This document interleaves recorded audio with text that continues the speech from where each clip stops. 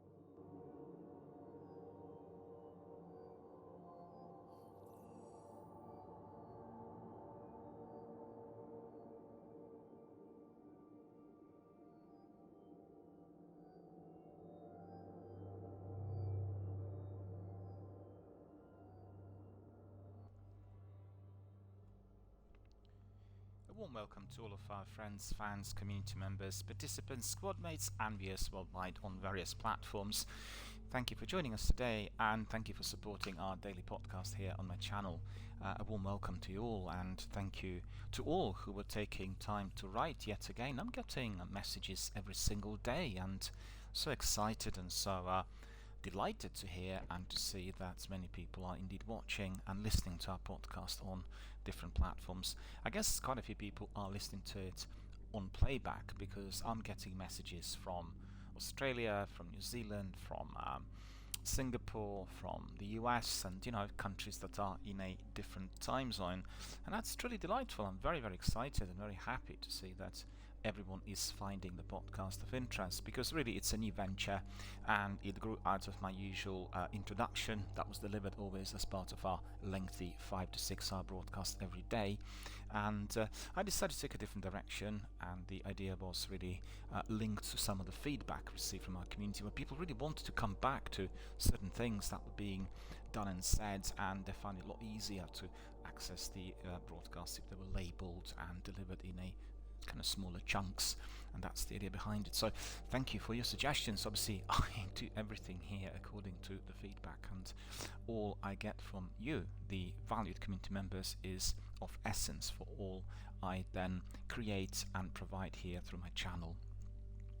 So a wonderful spring day in North London suburbs today. It's warm, it's sunny, it's very bright. It's similar to what we had on Saturday, so probably buzzing with energy out there. Maybe less so than on Saturday because we had a mass vaccination day in our local area.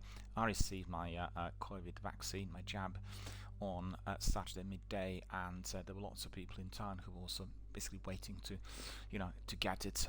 Therefore the town was busier than what I've usually seen or heard of for some time, and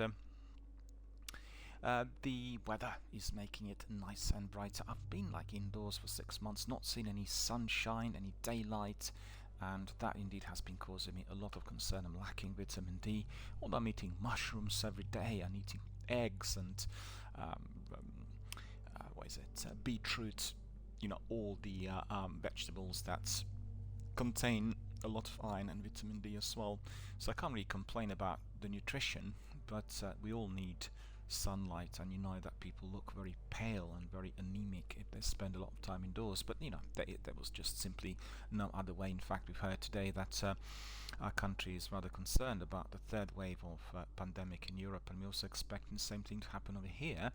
Whether it will be with the same degree of severity remains to be seen, because we are progressing with our vaccination program, and we've had already about 28-29 million people vaccinated. More than half of the adult population of United Kingdom has received the COVID jab. All of it is AstraZeneca. It's the domestically grown, invented and produced injection, the vaccine. So if people are listening to all the saber rattling on the wire and the news and the politics, the sole reason for us being able to vaccinate that many people is very plain and simple.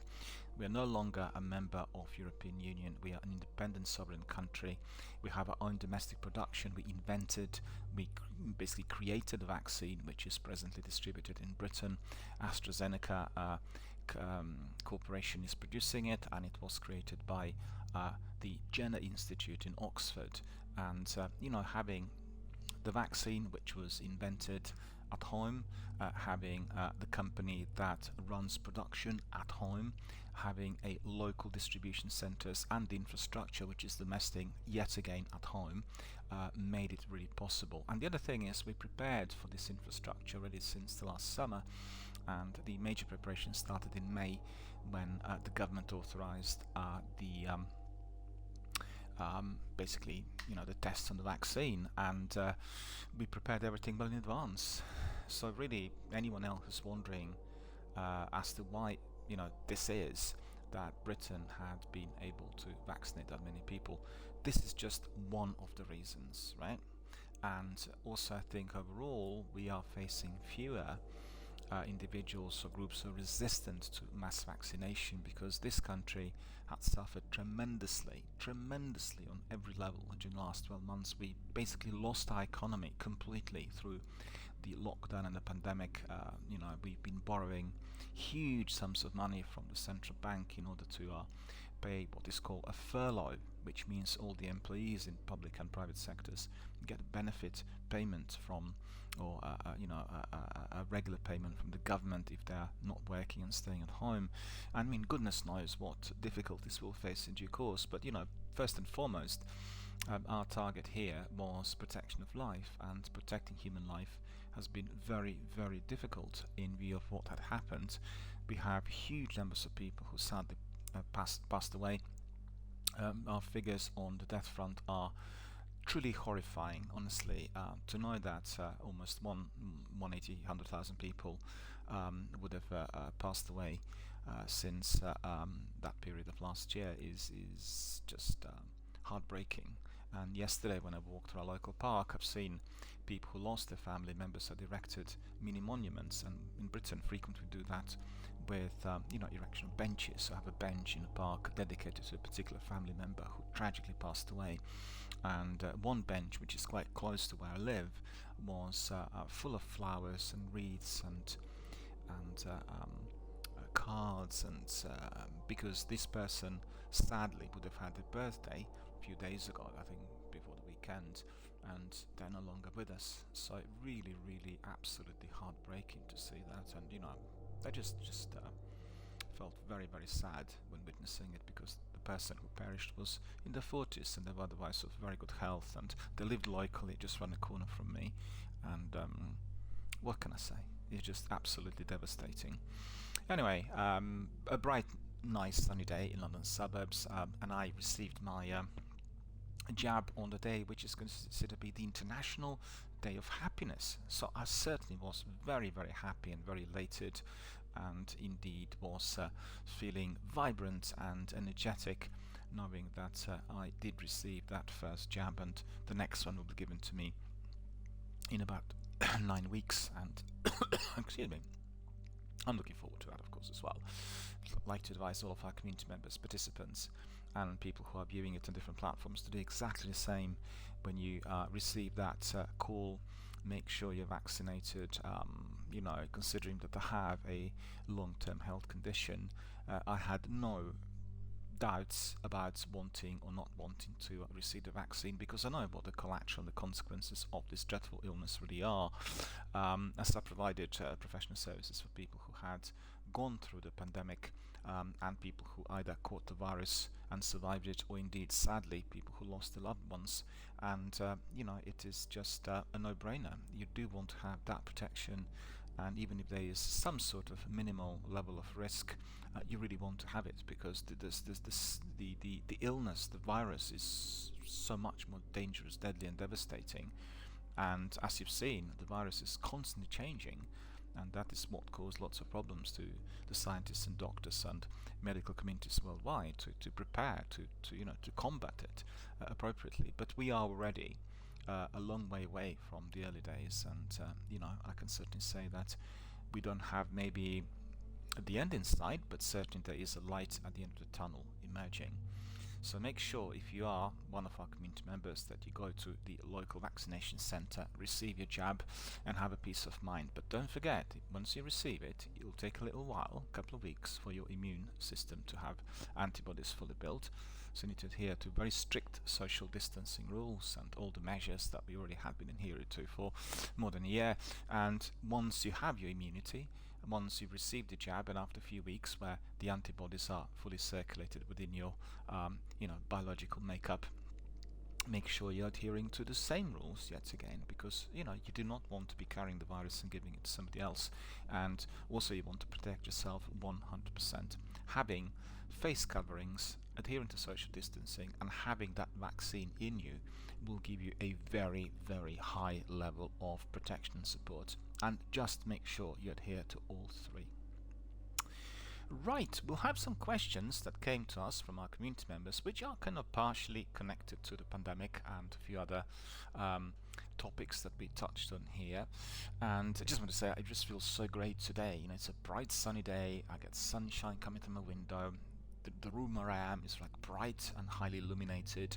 It just feels like we are progressing forwards towards spring. It's warmer, it's nicer, it's more pleasant, and sadly the dark, cold days of lengthy winter with rain, cloud, mist, very, very soggy grounds really was just kind of beefing up the experience of lockdown, really spending all the time indoors. And I've not been really, I would say, overly kind of brought under the weather with the dark cloud and lack of sunshine.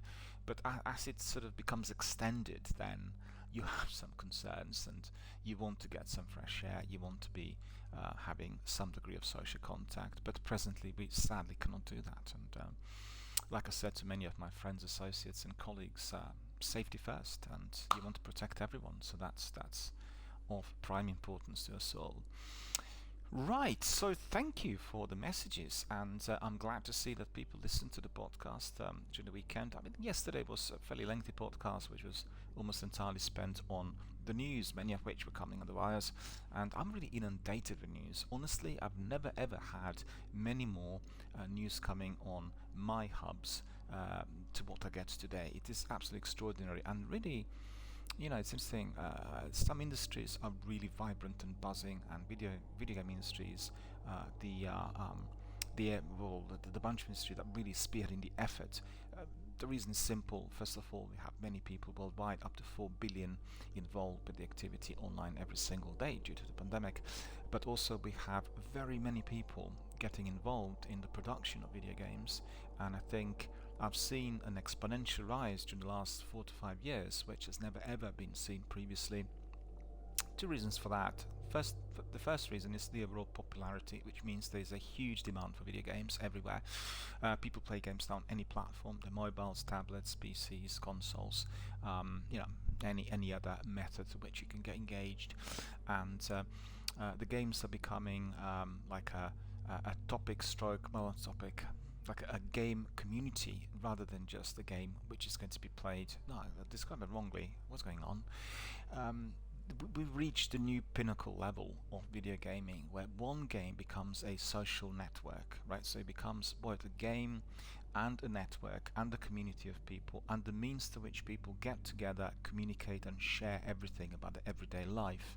So it's quite extraordinary. I mean, I've seen that most recently with my Warzone community. It's been really, really incredible because I managed to get in people who randomly selected in a very short period of time who became a very, very closely bonded crew, and everyone just waited for that 4 or 5 o'clock every single day to get in, to share, to crack on, to talk about the news, to do a lot of funny, very entertaining video gaming online, and it's been an absolutely truly wonderful and rewarding experience. So that's one of the reasons, because people who work in visual arts, graphic designers, illustrators, they were participating previously, but today they see a major opportunity because on the other level, the tech had become cheaper and more useful and miniaturized when it comes to certain devices. So you had a situation where a small number of tech gadgets could be sufficing the need for certain things to be applied if you are creating a video game,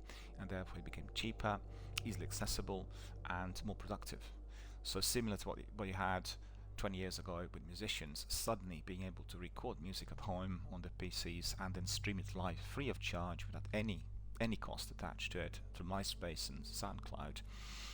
You're having the same sort of revolution within the industry of video gaming. So you have people like Thomas Salla, who made a wonderful, fantastic, beautifully immersive open world game, flying game in fact, The Falconeer, and he's just one person. And you watch the game and think, oh, it must be hundreds of people working on it. It looks so incredible. It's one person do the whole thing, which is astonishing. It's a remarkable achievement. It's a masterpiece, and this is made possible, by the advances on the tech side of things. And I think principally we need to look up to this. We need to create communities that will be even more energetic and vibrant, and we need to invent other things, other content, other things as to why people want to come in and become connected and attached, in a similar fashion to what we had in the 1930s with the invention of sound film, and then people were going to pictures not just to be watching films and all the other bits and pieces which were part of regular Picture Palace presentations, but they went in there for company, for the community side of things, where they met others, they met new friends, potential new partners. Later on they would socialize, and everything seemed very connected to the overall activity. So a film became both a social network and a community and the means to which people communicate. It's very, very similar.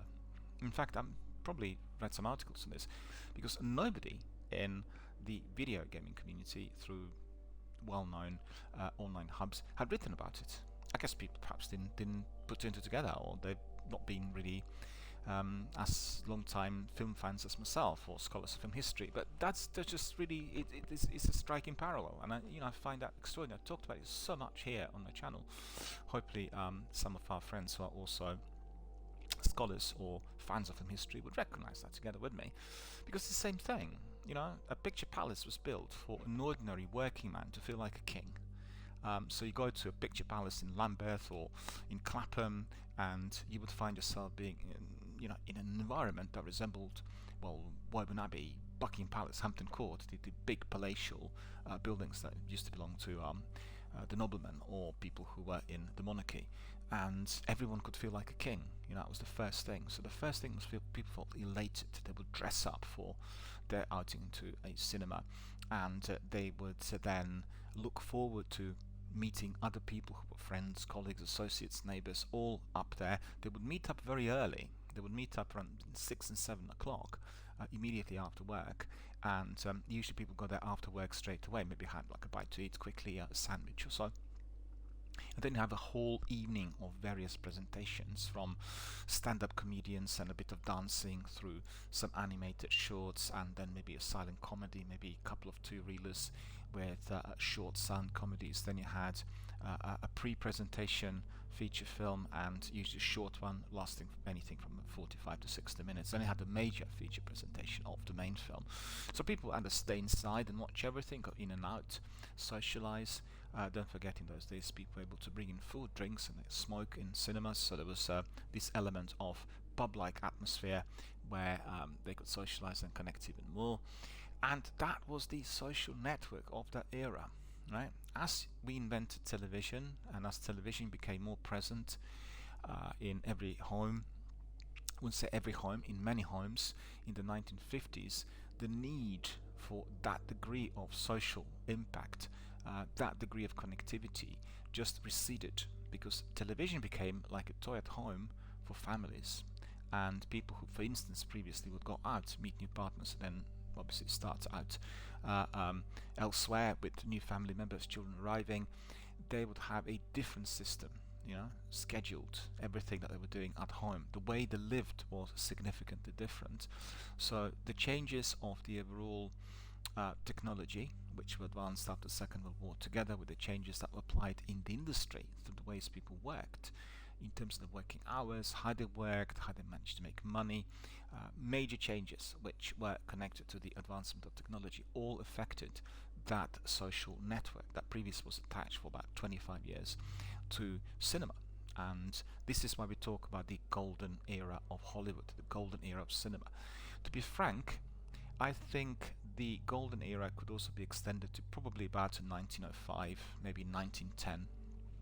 The reason is simple, because this was the period of 15 years where cinema as medium was evolving, and we had also people going to cinemas in order to socialize, but they weren't really on the same grander scale.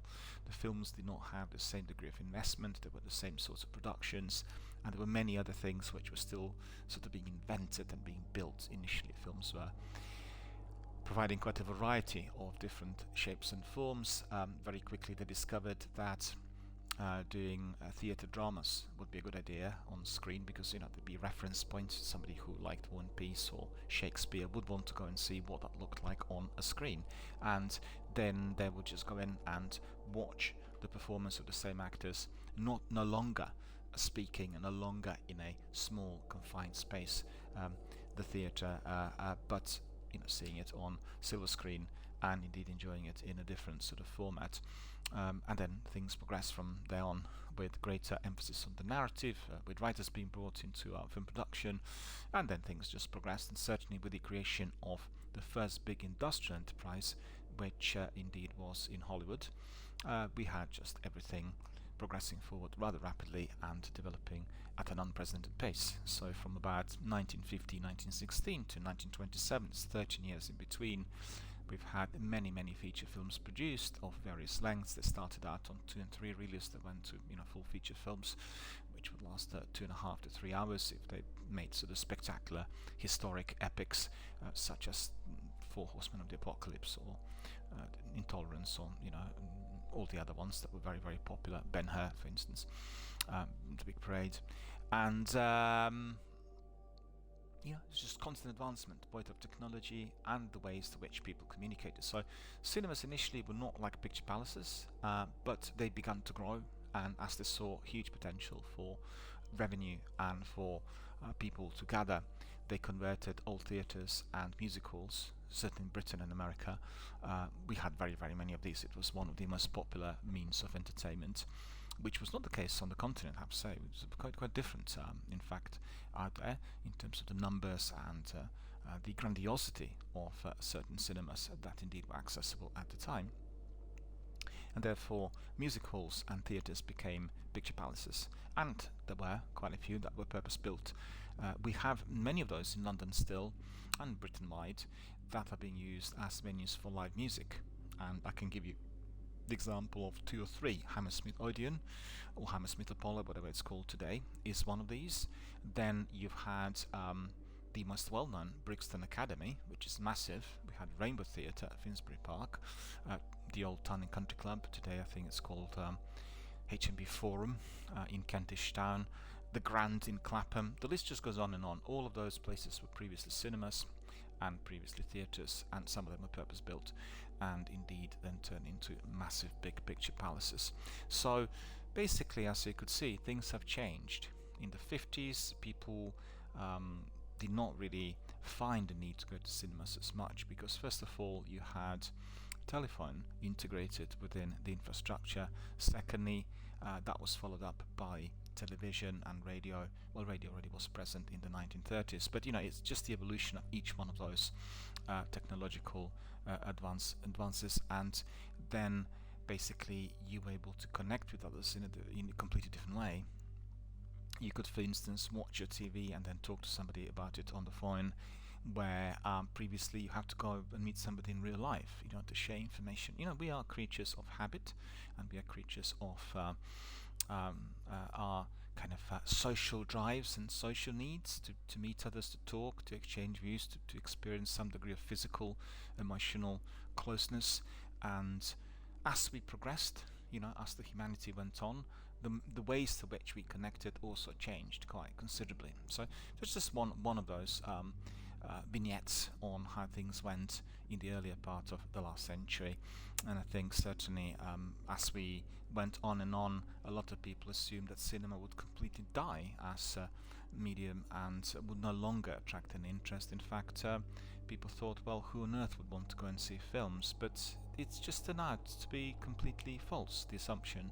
We had, again, revival of cinema attendance, and we had films made in a different fashion. Studios and distributors and production companies reorganized, and again, thanks to the advancement of technology, we were able to get to 4K projectors, to very advanced, very high quality, smaller picture screens, where in fact you would have a multiplex of 14 to 15 cinemas, where lots of films could be screened simultaneously, ideal for film buffs, and also offered on good prices with a very, very comfortable surroundings, everything high quality. I mean, I remember, in fact, I can tell you, halfway through the first decade of this century, so this would have been any time between, let's say, 1997-8 to about 2006 or 7, I really had a problem with the way the multiplexes were run, because I used to go to my local area is Alexandra Palace in London, and we had a major multiplex opening, in fact 2 multiplexes opening in Wood Green, which is quite near, and one, the Cineworld complex, was well embedded within the shopping centre.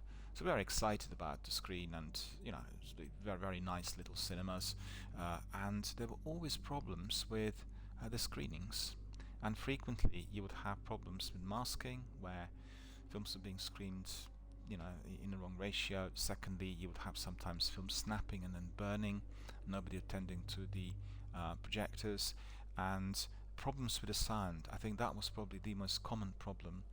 You would have incorrect modes set up within each screen, and it really was absolutely maddening. You would come in and watch a film that should be screened in Dolby Digital AC3 or Dolby Surround, and then half of the speakers would not work, dialogue would be muffled, and I thought, my goodness, if this carries on, then obviously it's going to be no future for cinema. No wonder that people don't want to go in there, because it is so frustrating. And things changed, with the invention of 4K and digital downloads and digital medium altogether, where you do not need any more physical prints, i.e. film on reels, but you can just digitally transfer files and then stream them and screen them through these 4K projectors. Everything changed. These problems were eradicated overnight, and obviously the attendances grew. So we had lots of films, inclusive of magnificent masterpieces like Avatar in 4K. I watched in IMAX several times. Or you had films which were previously screened, like Titanic, incidentally both films done by the same director, James Cameron, and they were reworked for 3D experience, or Star Wars as well. And the experience was phenomenal. I watched in IMAX both Star Wars and Avatar, and what was the other one? Titanic, for instance, the film that was not even filmed in IMAX or 3D, but was digitally converted, and the experience was jaw-dropping. I mean, I went to see it, I think probably about 4 or 5 times, and I couldn't believe the quality of it. It was just simply and truly astonishing. And I watched it, I think, 3 or 4 times within a couple of weeks, and every single time I went in there, it was almost like watching a new film. It was really quite something. It was extraordinary, and it was all about the quality of that environment, how you were experiencing the emotions of DiCaprio's and Winslet's, and they were reflected so well through that remaster. Don't forget, James Cameron was the one who was doing the remaster, personally supervising it, and I couldn't believe that a film that was not filmed in 3D could look so incredibly immersive and so incredibly powerful on all levels, from the way you experience the environment of that ship and the disaster which was to unfold, to the emotions of the characters. It just heightened all the qualities the film did have initially. So obviously that was absolutely brilliant, and I enjoyed every bit of it. So I've seen loads of films. I mean, to be fair, I'm quite privileged because our local cinema, Enfield Cineworld, has their own proprietary IMAX, and I've seen almost every of the bigger releases there every week on Friday in IMAX cinema for quite a few years, and it's just really extraordinary that I was able to do that. And sometimes you see the same film a couple of times. In Blade Runner, the 2047, the latest one, Denis Villeneuve's film with Ryan Gosling, is just terrific. it's just the kind of film you really want to see in IMAX, together with films like Gravity or Interstellar. The big films that were filmed on IMAX technology. Dunkirk, for instance, fantastic as well. And you are being brought into that quality experience. And it's interesting, they said this was critical about 10, 11 years ago when they kicked off with the new technology. And we're hearing exactly the same thing today from Phil Spencer and the leaders of the video gaming industry, because they said we've done everything so far on the tech side of things, and what is made possible for the next gen, but we also want that quality experience to be as good as possible, which means you become an active participant in this world, which is still two-dimensional. Don't forget, this is not virtual reality, and I think it needs to stay this way, because there would be a huge danger if we became immersed in a system similar to what Catherine Bigelow had in her Strange Days, the film that was scandalous. And it was all about the prohibited clips, which were basically visualizing people's memories or fantasies, and then you would clip them, you would put them on your head in a helmet, and you could see that you were like living through that experience as if it was completely real. And I think the danger of virtual reality, as it is presently outlined or considered, is to be exactly that, because some games are quite addictive and the open world is incredibly large, and so if you are fitting in your own personalized fantasies into this world, and if you make a person believe that they are actually in it, it's almost like living in some sort of delusion, and you can't see the threshold, the border between the real world and what is purely invented within that visualized fantasy. And I think there would be certain psychological problems emerging as a result, not in everyone, but in certain people. And coming back to it, the idea at the moment is to have a two-dimensional experience on very large television screens, or if you're using projectors, obviously, as well on your walls or your large silver screens at home, and then having the best possible sound quality. And you've seen recently Xbox introduced that wonderful new headset, which is really the best they've ever created, and you really want to have some of these gadgets in order to feel fully part of this world. And it will depend on the game. The games, the AAA blockbusters, will always have the heavyweights. They'll have greater quality sound, they'll have more people involved, and everything will be so incredibly similar to AAA blockbusters in cinemas. Everything will be so remarkably stellar. But on the other hand, you'll also get a much better immersive experience for the indie games, for the games coming from smaller developers that are also excelling in all sorts of ways. So the quality of that experience, similar to what we did have in cinema, is becoming very present within the world of video gaming industry. And I think that certainly is the next step. That is the way things are going to be. And I'm just feeling happy and privileged to be a member of our community where I can be exploring this every single day. And thankfully we had some messages coming in from our friends here that will be perfectly kind of blending in with all I said so far. So I think we'll just progress to the questions and we'll have a look at that. In fact, I was going to ask a question about Outriders first, but I think in view of the quality experience and all that, we'll just go to the second question coming from Jonathan. Jonathan is in Quebec in Canada, and he said, well, being a person who has been familiar with Bethesda for more than 2 decades, I was delighted to hear that you spent quite a bit of time on your podcast debating and discussing pros and cons of the merger, and I'm certainly very, very happy with all I've seen. And he said, well, I'm quite curious to see how this is going to be developing in terms of the game progression, the new titles and all else. But he said, similar to what you said, Daniel, I really appreciate that 20 titles are accessible and available straight away on the console, and I'm really curious about how they're going to be performing, and they talked about various enhancements, so that is a true joy. Well, thank you, Jonathan from Quebec, for your kind words. Glad you found some of my comments and ideas of use and of interest. Well, I mean, there's several things in that that need to be said. First of all, what I just described, Phil Spencer and the guys are looking at the best high quality experience of video gaming, and they introduced 20 Bethesda titles to Xbox Game Pass. Obviously, you remarked on the ease of access and the fact, we have Tonzak in there. Hello, Tonzak. How are you doing? Very, very good to see you, and thank you for your comments and views. I apologize, I didn't see the comments coming in, but you'd appreciate in the podcast. It's the stream of thought, which I must not lose, and I'll respond to your questions very, very shortly. Just bear with me.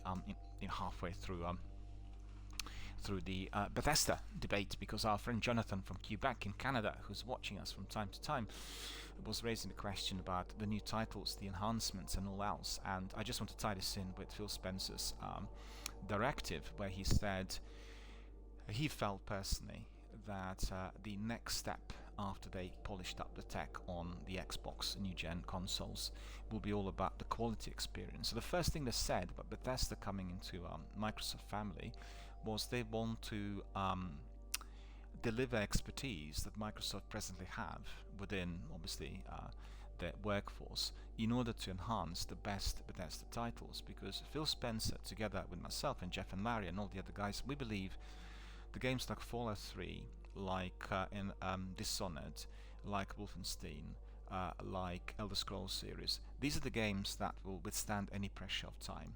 The quality of the gameplay, the context, the overall quality content, the dialogue and everything else is incredible. It's just it's revolutionary. So what they are doing at the moment is they're enhancing those games technically, right? So they're enhancing the frame per second rate, they're enhancing them in terms of the quality graphics. They are not doing the full remasters, but technically they want to make sure that all the games that are presently on Xbox Game Pass, they include Skyrim Special Edition, Oblivion, Morrowind, just to name a few from Elder Scrolls series, Fallout 3, 4 and 76, New Vegas. Then you have, no, actually, I stand corrected, New Vegas is not part of that, I apologize. That is a game that was done by Obsidian. Nevertheless, we have Wolfenstein, we have Dishonored, we have Elder Scrolls, we have Fallout. All these games are presently undergoing a major overhaul. They want the games like Skyrim, which I have to say are already phenomenal. I'm presently playing it on Xbox, a special edition for the next-gen consoles, but they lacked the smooth frame rate, and you really could tell that with I applied the mods in there, and I have lots of new characters, and the game feels very different. The environment looks so beautiful. It never ever looked so good, because it's been remastered and redone. It's just incredible. But the problem there was frame rate. Because the game was released on 360, it was a different tech, different engine applied, and this is where they are going to be providing that major enhancement. So, like what Jonathan said, he is enjoying it already, but he's wondering about any future enhancements. And I can certainly tell you, what they'll try to do is, they'll try to make the environment as immersive, as enhanced as possible in all the existing games. Right? So it's not about creating new games at the moment, it's about making sure that the old titles are being brought to fore, massively enhanced, and made more compatible with the present day and age experience of gaming, which needs to be, like I said, two-dimensional but fully immersive for everyone to feel like an active participant. And for somebody who played Fallout 3 on its release, and Skyrim as well, and Oblivion, when I've gone to these games recently, you will see that I'm streaming Fallout 3 at the moment here on my channel. We carry on with some of the missions later today. I couldn't believe how different the game looked. I just found it to be incredible. It just felt a razor sharp graphics, much improved movement, and everything was absolutely tip top. I'm not biased towards either of the consoles. I've been a user of PlayStation and Xbox from the day one, but I have to tell you, I did play loads of games on both consoles, like Splinter Cell, for instance, Far Cry, Oblivion, list just goes on and on. The fact is, if you are on Xbox, and if you want to play Splinter Cell, if you want to play Fallout 3, once you stick your disc in, the old disc, unless you purchased it digitally of late, you will get an update, and the update needs to be downloaded from the service. So the update will give you the latest version of the game, right? And that will come at no cost. You will not you have to pay nothing.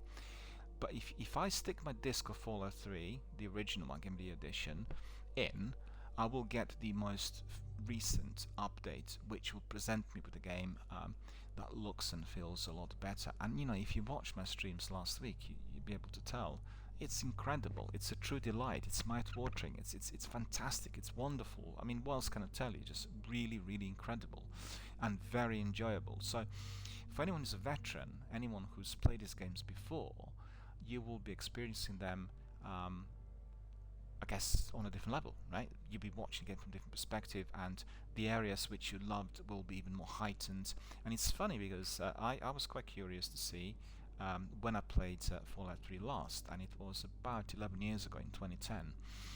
I've looked it up on the achievements and everything else, which is also saved on the cloud, and it is just really absolutely extraordinary to have that new experience, because I feel almost like I'm playing a new game, yet I remember it. I remember everything, and also the structure of the game for me was a bit different. I've gone in, and instead of doing the basic storyline modes, I've gone down the route of the expansions, because for whatever reason the game just took me there, and I thought, oh, that's incredible, because I always play these games, back to back, and I would just follow the game instructions.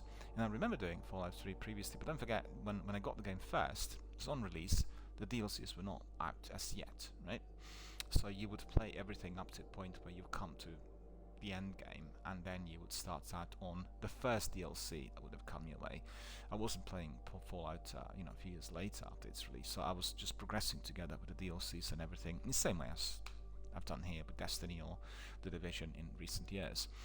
And so that really is the perspective. That's the future. And coming back to Jonathan, we are really looking at that degree of enhancement applied to all the existing big titles, and that's incredible. On another note, there was a debate recently here on the channel about the recent games being remastered. The games like Gears 5, the game that's been just released a couple of years ago. But the fact is, I was in two minds myself. I thought maybe it's just something to do with monetization of the game or so. But I watched a presentation that compared the experience of Gears 5 on release with the recent remaster, and the experience is remarkable. I think if you are migrating from Xbox One to the Series X and S, and if you're playing it in 4K with very fast refresh rate, you will see that every single dot now is visible. The quality detail in Gears 5 has been massively enhanced. So from being an adventure stroke FPS shooter type of game, we've gone down the route of is it FPS? Is it TPS? I can't now remember. I think it's TPS, isn't it? TPS, yeah, I beg your pardon. From being an adventure stroke shooter, this game has gone down the route of survival stroke horror, and particularly in view of its multiplayer, which is very hard, and it has some of the best multiplayer activity ever seen in video gaming. So it was not just about monetizing, it was all about the quality of resolution, the quality of the graphics, and the fact that you become an active participant, and it's all about the quality of that environment. The environment becomes very, very scary, and you will remember the details towards the end of the game where our protagonist is needing to defeat some of the grotesque monsters, and they have like massive big jaws opening up at the front of you, and you can literally count the teeth. Every single scratch can be seen. The tongues keep coming out, and they keep snatching all the other squad mates, and it's quite interesting because really the game becomes something else. And for a massive major multiplayer stroke campaign-driven game like Gears, there are many different opportunities for things to fully develop, and I thoroughly enjoyed all I've seen, and I think it's definitely a good way forward. So thank you, Jonathan, for your question. I think it really ties in two of our topics together. The topic which is about new titles being introduced or the old titles being reworked, and then the quality of that experience, because all we have presently can really be massively enhanced. And I really find it mind-boggling. I listened to Jason Reynolds the other day. Is it Reynolds or Reynolds? He is the senior tech guy at Microsoft, and he said we actually do not need any of the developers or publishers to be involved. We've got the tech that will make it possible for us, and we'll do it through our tech, through our technology, I mean basically through our servers, and we'll make sure that a game like Skyrim or Oblivion is being raised from, I don't know, 30 or 40 FPS to 120. So I'm very, very curious and excited to see how this would work, and I've already seen some results, and I think generally for myself the quality of the gaming experience is fundamental. And I remember playing games on PC and feeling in the old days that my eyes were suffering. You know, the quality graphics, well, were there, but this was obviously the old gen, and we didn't have the same stuff like we have today. And I would get a bit tired. My eyes would be sort of aching somewhat, and I thought, well, you know, I need to cut down on the number of hours I spend here, similar to what you do if you're writing lengthy reports and articles. And you know, today we have everything the other way. You have graphics like in Bless Unleashed or Gears of War 5, where, or even, you know, watching the games like The Outer Worlds and Destiny, really, really smooth graphics, beautiful animation, very fluid frame rate. You do not find any lag or, you know, any form of interference in that, so it's like really good. And it's interesting. I was, well, I'll reflect on that a bit later because it's tied in with some of the other games I'm doing at the moment, and so that's really it. And I think that is what Jonathan really raised, all about Bethesda titles, and also I think he asked me about my favorites. Well, to be honest with you, I really will be always biased towards Fallout and Elder Scrolls, the games that I consider to be revolutionary, and I enjoyed them and played them over the years, and got involved very early when the games were released, and was able to kind of evolve together with them. Maybe not, you know, on month-per-month basis, but, you know, overall. And I also talked yesterday about Elder Scrolls. I still feel that the original games, Morrowind, Oblivion in particular, and Skyrim, are superior to what we have in Elder Scrolls Online. But on the other hand, Elder Scrolls Online is similar to Destiny and The Division. This is like an ever-evolving world, and the ever-evolving world is going to be bringing in extra content and various other things that are given to us through the seasons or events, or, you know, it does have a different degree of interactivity. Don't forget, the old games, Oblivion, Skyrim, Morrowind, they were not really delivered as multiplayers. They were not overall interactive, like, for instance, Elder Scrolls Online. But to be fair, in those days we had no Twitch or used to YouTube streaming, and therefore our connectivity with the game was either through user groups or through emails, maybe chat forums. I remember playing Diablo and a couple of other games, and then having ICQ on, and then people would be, you know, communicating about all they were doing, and that sometimes your squad mates would be also on ICQ. They talk together. So we just, you know, we sort of push the envelope. We've gone up the ladder, and I think the Elder Scrolls Online needs to be seen as a separate game, and that's as a game that has references, but the overall concept is significantly different. You know, in the same way, if you compare Fallout 3 and 4 with 76, you know, it's just a different game altogether, because Fallout 3 and 4 are, although delivered in a non-linear format, the games which are fairly self-contained, whilst Fallout 76 is, you know, very different.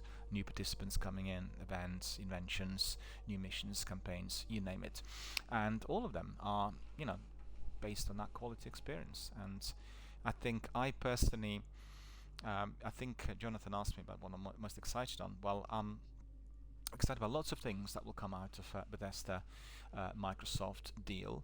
One of them is the improvement of the old titles, the quality of that experience, the number of titles that we can access immediately through Xbox Game Pass, which is extremely important. I think this is the new big direction that the industry is taking: instant access, many titles, many other things are there that are you know, delivered to us digitally. We don't have to be queuing up. in order to get physical copies, and we can immediately streamline this through Twitch and YouTube, either through live streams or the reviews or podcasts like what I'm doing here, and just community can grow. It's just it's extraordinary. It's accelerating the growth rate and everything else. So I'm very excited about these. Excited about the new titles that they'll work on. I've heard in the presentation they already are working on one major project, which is presently under the wraps, and I'm certain they will be very exciting, and we'll have to see how the cooperation will work. We've seen Bungie, for instance, going in and out of Microsoft, and then being away for quite some time, and now coming back in. There are pros and cons. Sometimes independence is stretched somewhat because of the demands coming from the major overall umbrella corporation. At other times, the corporation helps with the capital. When you want to accelerate, where you provide the best tech or the best maintenance, and you want to move forward, better marketing, etc., etc. So I think what I'm most excited about at the moment is getting from BioWare, so they're not really Bethesda related, Mass Effect Legendary Edition, and it will have the whole trilogy in there. I did see some clips and trailers, and they look mouth-watering.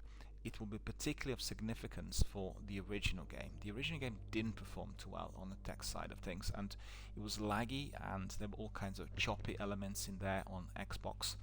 And I played it extensively, of course, and I'm really excited to see if we can get to that 120 FPS with the Legendary, and how it will blend perfectly with the other two installments of the game, and Mass Effect being my favorite game of all times. And of course I would be very, very delighted and excited to see all that is to follow.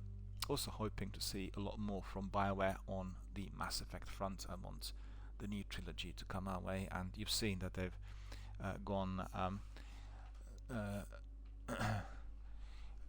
they've gone down the route of extracting the team from Anthem.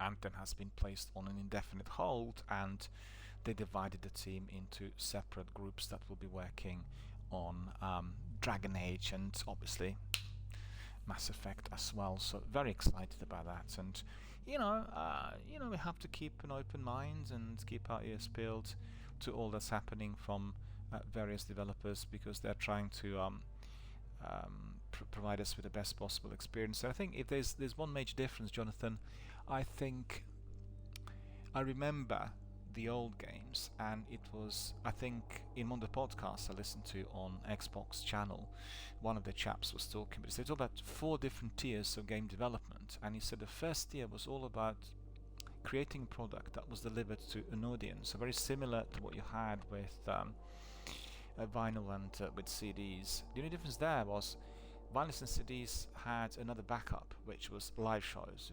They would listen to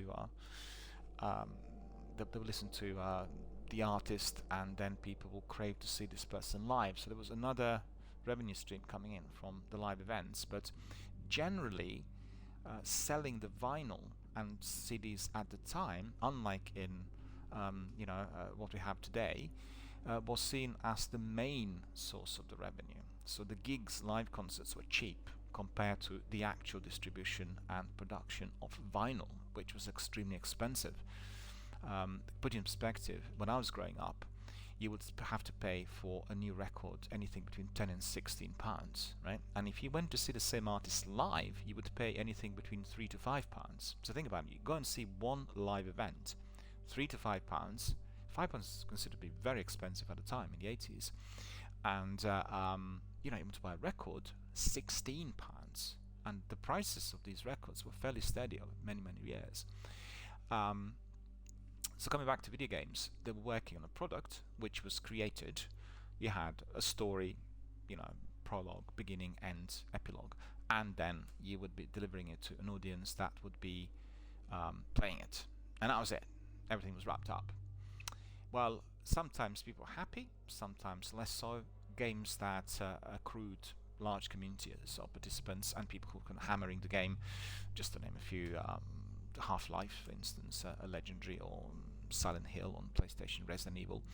These games had communities of gamers built who would be meeting at various Gamescoms, but there wasn't that interactivity and that connection that we have today, right? There weren't multiplayers to start with. Secondly, there was no Twitch or YouTube, so therefore people were communicating through messengers, and if they met, live or various, places of social gatherings, could be pubs, could be elsewhere, and it was some different format of how people got together, and it did take a bit of time, because first of all you had to get through the games, and once you got through the games you would then have your own personalized experience. Games were replayable, and I remember people doing Resident Evil several times, to beat it, because difficulty levels could have been increased, and Silent Hill as well. This whole selection of games at the time: Ripper, Black Dahlia, my favorite games, and Half-Life, and just the list goes on and on, right? It was a different mindset that both the gamers and the developers had. So, for instance, you would have a few successful games, and you'll have very many that would just completely underperform because they were not embraced for whatever reason. Not many adverts, people didn't really like the activity, the magazines didn't write too much about them, or had negative reviews. And don't forget, the only way you could experience the game at the time was to buy it. So why would you buy a game that's had lots of negative reviews? The reviews would kill it, which is not the case today. And 25 years later, 22 years later, 20 years later, we are looking at these sections of the industry, the developers and the publishers, being completely connected to the users and everything they do, everything they want to apply to Destiny, The Division, Fallout 76 will have to come from the community. So they will not be imposing the idea or the view upon the potential prospective buyers. They'll be listening to the people who are the service users, and they will be incorporating the ideas in everyday activity. So that is fundamentally different. That is just like a big thing, and you've heard that from Microsoft, from Bethesda, from Bungie, from the list goes on and on. You've heard about all these things coming from the entities that are producing, creating, developing and publishing games, that the only reason they do it is because they really love the community, and they communicate to all these members through Reddit and Twitter every single day. They have dedicated threads, and if you are a member of Reddit and Twitter, you will know that you get some people saying silly things, but 99% of the content is in the know and definitely listened to.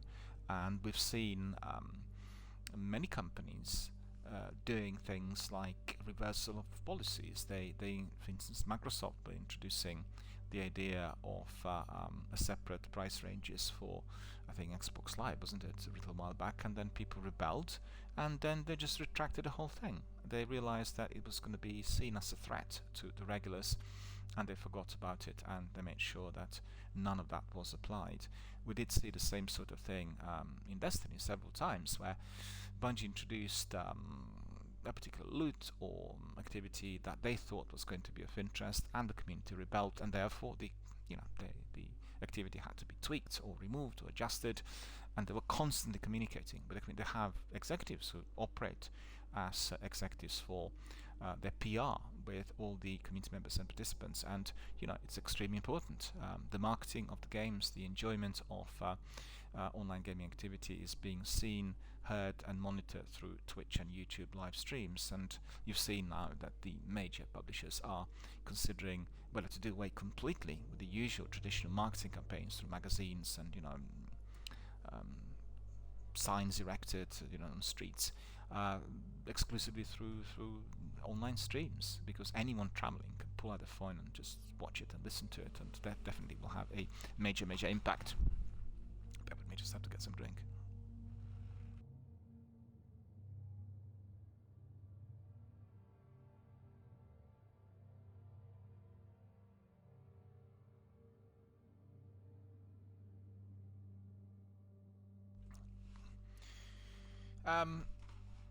So principally, it's all about that overall gaming immersive experience. So that's the next step, and I thank Jonathan for raising the issue and heightening what he believed was the next thing to come from Bethesda and Microsoft, and I certainly absolutely believe that. Next question was from Tony. Tony is in NYC, and he said, I watched your Outriders streams and I really enjoy them, and I enjoy these where you played with some of your community members, and I'm wondering how you're finding the game, what are your expectations, what do you feel about the game overall, do you agree with the reviews? Tony, thank you for writing and thank you for watching Outriders being introduced by DRBMiller, introducing here on my channel. And you probably would have heard a few things I said during those streams, and I also talked here on my broadcast quite a bit about my personal experience with Outriders, which has been so far very, very positive. And I very strongly disagreed with the reviews I've seen, and I'll tell you exactly the ones I'm referring to. Forbes, Push Square, Eurogamer, and Games Radar. All of them, on the day of its release, or within the first couple of days, were constantly referring to poor tech, old-gen graphics, terrible dialogue, poorly written, lacking activity, repetitive, uninteresting, right? And all of them tried to slate the game in a way which, in fact, if we were talking about a less well-known developer or publisher, would kill the game. What happened is, I guess, tied in now with all I said just 10 minutes ago. The community of gamers, and particularly people who love Mass Effect, Anthem, and most importantly Destiny, all downloaded Outriders demo because they've heard that the demo can also be imported once the game is fully released. So all the achievements, all the gear, weapons, armor, you name it, everything will be imported to the full game. And they loved it. I've not seen and heard anything on Twitter that would indicate their displeasure.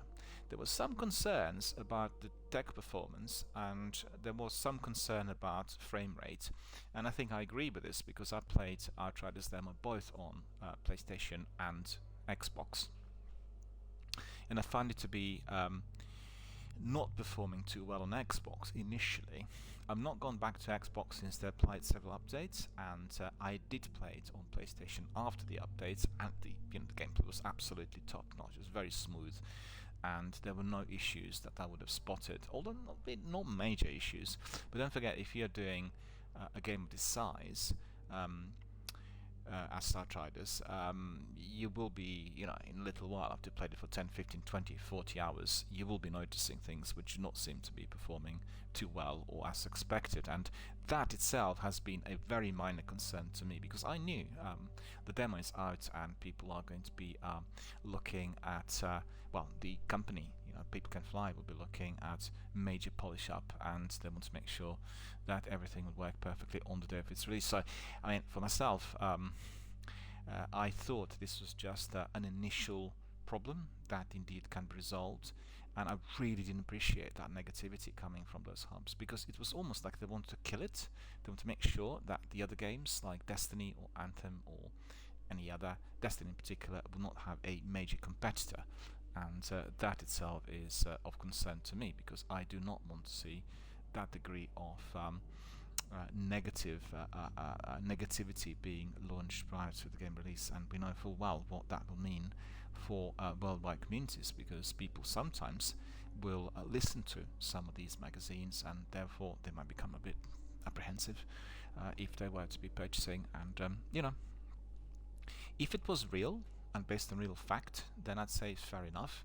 But to say that the game is badly written, that the dialogue's poor, and that the story comes across as very uninteresting and uninspiring is utter nonsense. I even wrote to Eurogamer, and it was the editor writing this review, and I asked him, well, what game did you play? Because definitely that wasn't the game I played, and I find that really peculiar that there would be such hostile, negative, venomous type of response before the game even managed to take off. So my experience of it is very good. I played the demo quite a bit, and I found Outriders to be very similar to Destiny and Anthem. I think to Destiny in its kind of very massive, expansive open world, and also you're having a three-man team with special powers fighting all the hostilities, and all the bad guys out there. We need to see the way it is developed overall within the campaign and within the game, because the game will not start out as a multiplayer. It will be a single player. It will not have the constantly evolving open world. You will have a multiplayer with 3 players coming in, but unlike in Destiny 2, where you're having other content and things thrown in, this game is not going to have that on launch, but maybe at a later date, we'll see. And the similarity is with Destiny as far as the open world and 3 Guardians are concerned. But I think if we were to be looking at fighting sequences, the overall combat and action, then it's very similar to Anthem. I mean, really does feel as hectic and as well designed, and you will have various difficulty levels as you're progressing through the games, about 30 world tier levels, and I think that will make it very, very interesting. Also, they'll be looking at a very finite type of customization, from gear through other things that you'll be doing there, your special skills, the way you apply them. So in that respect, it's similar to Anthem as well. I think Anthem's been really needlessly neglected. I think it did have some really innovative ideas, and I played it for 146 hours. This was at the point when I came to the end game and finished the campaign, and I found it to be great.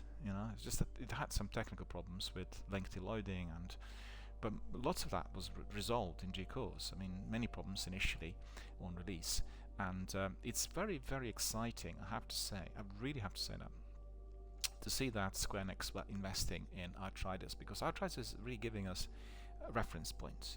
So anyone who plays Outriders, let's say a junior gamer who's like doing his first big game, and he will recognize the elements of Anthem and Destiny, and that would drive him to buy Destiny and Anthem and to try these games and get fully engaged.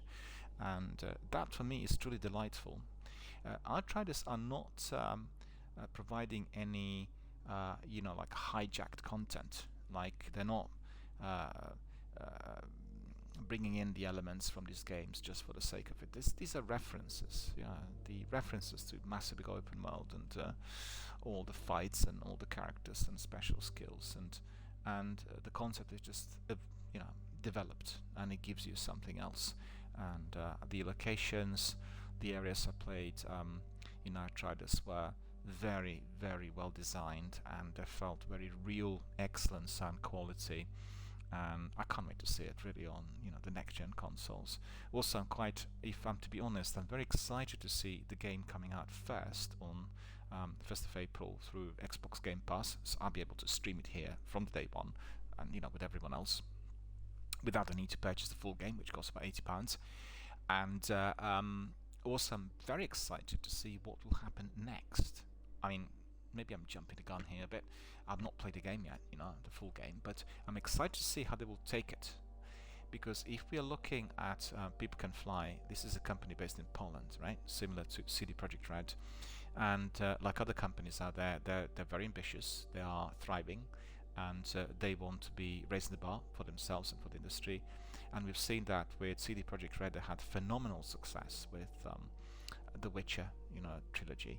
But they stumbled on Cyberpunk, and I think the reason for that may be that Cyberpunk was released too early. Very ambitious game, maybe not enough input, human resources, tech, you name it, maybe something to do with code, maybe with the engine, God knows. And it was devastating to see that Cyberpunk was suffering the similar fate to Anthem. And I just like to warn all the developers and publishers, follow the advice, follow the example given to us by 343, right? People who are developing Halo Infinite. They prepared for the release of Halo Infinite to be tied in with the next gen for at least 3 or 4 years. But when it came to crunch, when they tested the game, they realized the game was having problems, and they would need at least another 12 to 18 months to work on it. So publicly they said, we are pulling out, we are not releasing it on the same day as planned. And just think about it, all the marketing, all the campaigns, all the things said for several years, next Halo will come out together with the next console, similar to what we had with Halo Combat Evolved and the Xbox original. It's like, one would say it's utter disaster. Who on earth would want to be embracing the game later if it has problems? But I tell you one thing, it was the best thing to do. because the fans worldwide said this is a fantastic decision because we want the next Halo game to be as polished, as great as all the other ones. We don't want any technical issues. This is the new console. This is the next gen game. We want the engines to be sorted. We want everything in that game to work perfectly, properly, for us to have a fully immersive, perfect online gaming experience. So that's the way to do it. I need to explain that to your investors and to your shareholders, that actually if you release the game too early, you can quote examples of Anthem, Fallout 76, which indeed had been massively repaired. It's a fantastic game today as it stands, but initially problems. And then Cyberpunk. I think Anthem, Cyberpunk, probably the best examples. Destiny, quite a good example. Destiny 1, they didn't really perform properly during the first 12 months, but you know, they spent time working on it, enhanced the game, produced the DLC, expanded on the content, and then we had Destiny 1 as it is today, which is a fantastic game. So there needs to be enough time and enough space given for reprieve, because we want people to be able to come back in and then develop additional adjustments that will make a particular idea flourish. They have a game that initially was designed to be very good, but things went south, the game didn't perform, and then with new inventions and additions, the game indeed will be coming out in a different shape and form that will entertain everyone. And I watched the documentary the other day about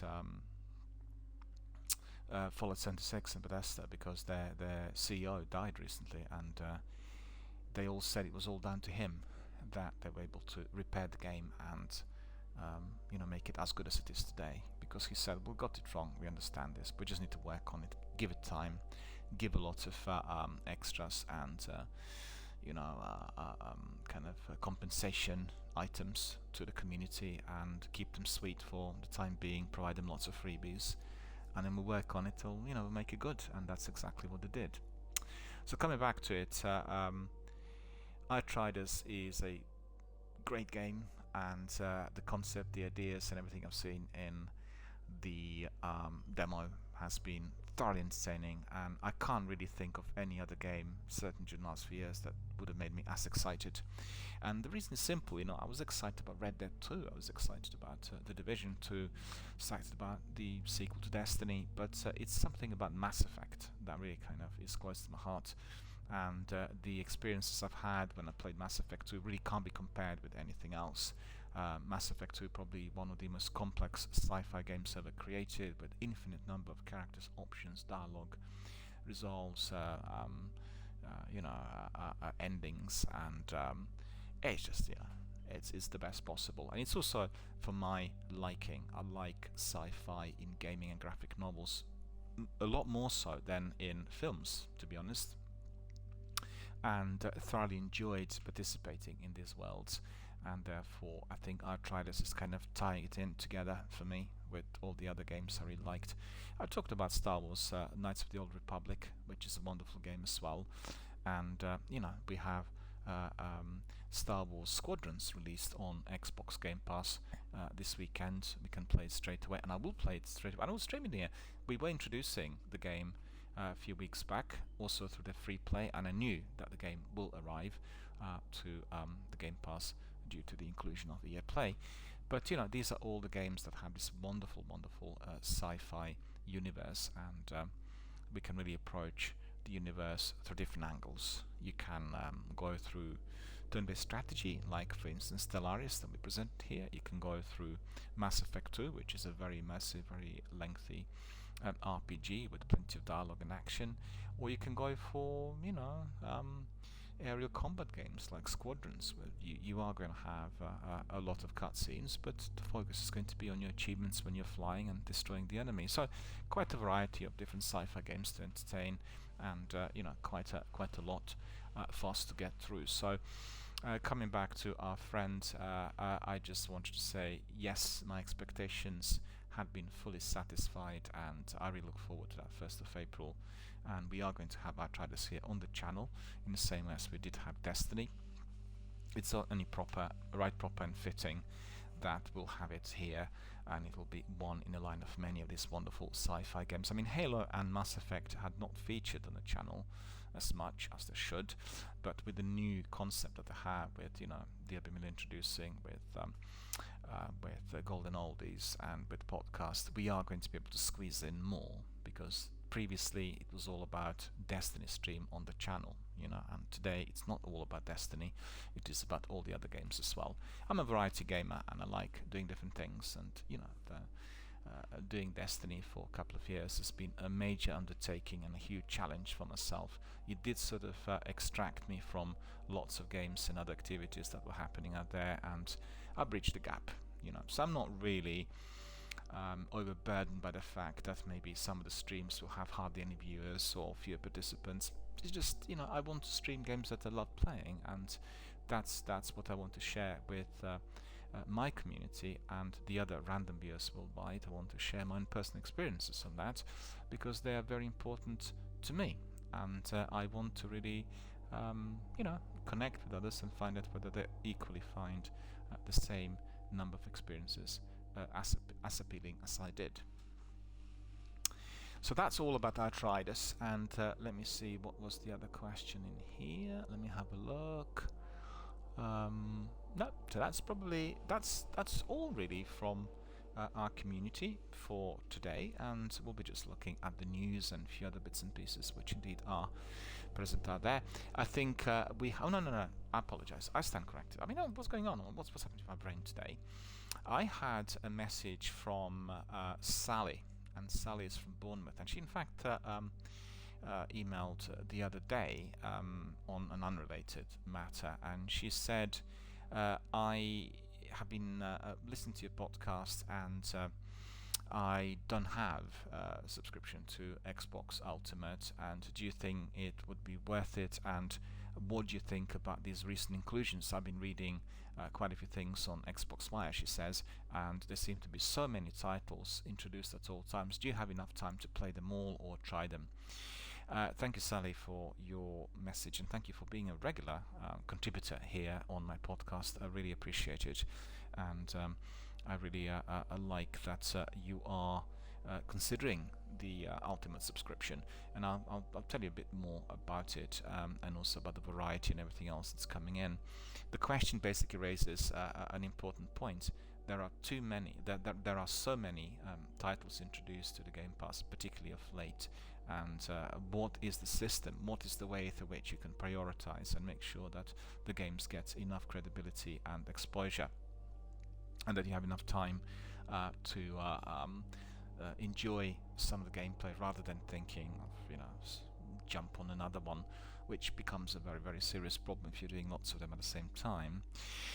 Right, so as it stands, I can certainly tell you, if you are on Xbox and if you're paying for your Xbox Live Gold, and you're not subscribed to the Ultimate, it is simply something you've got to be doing.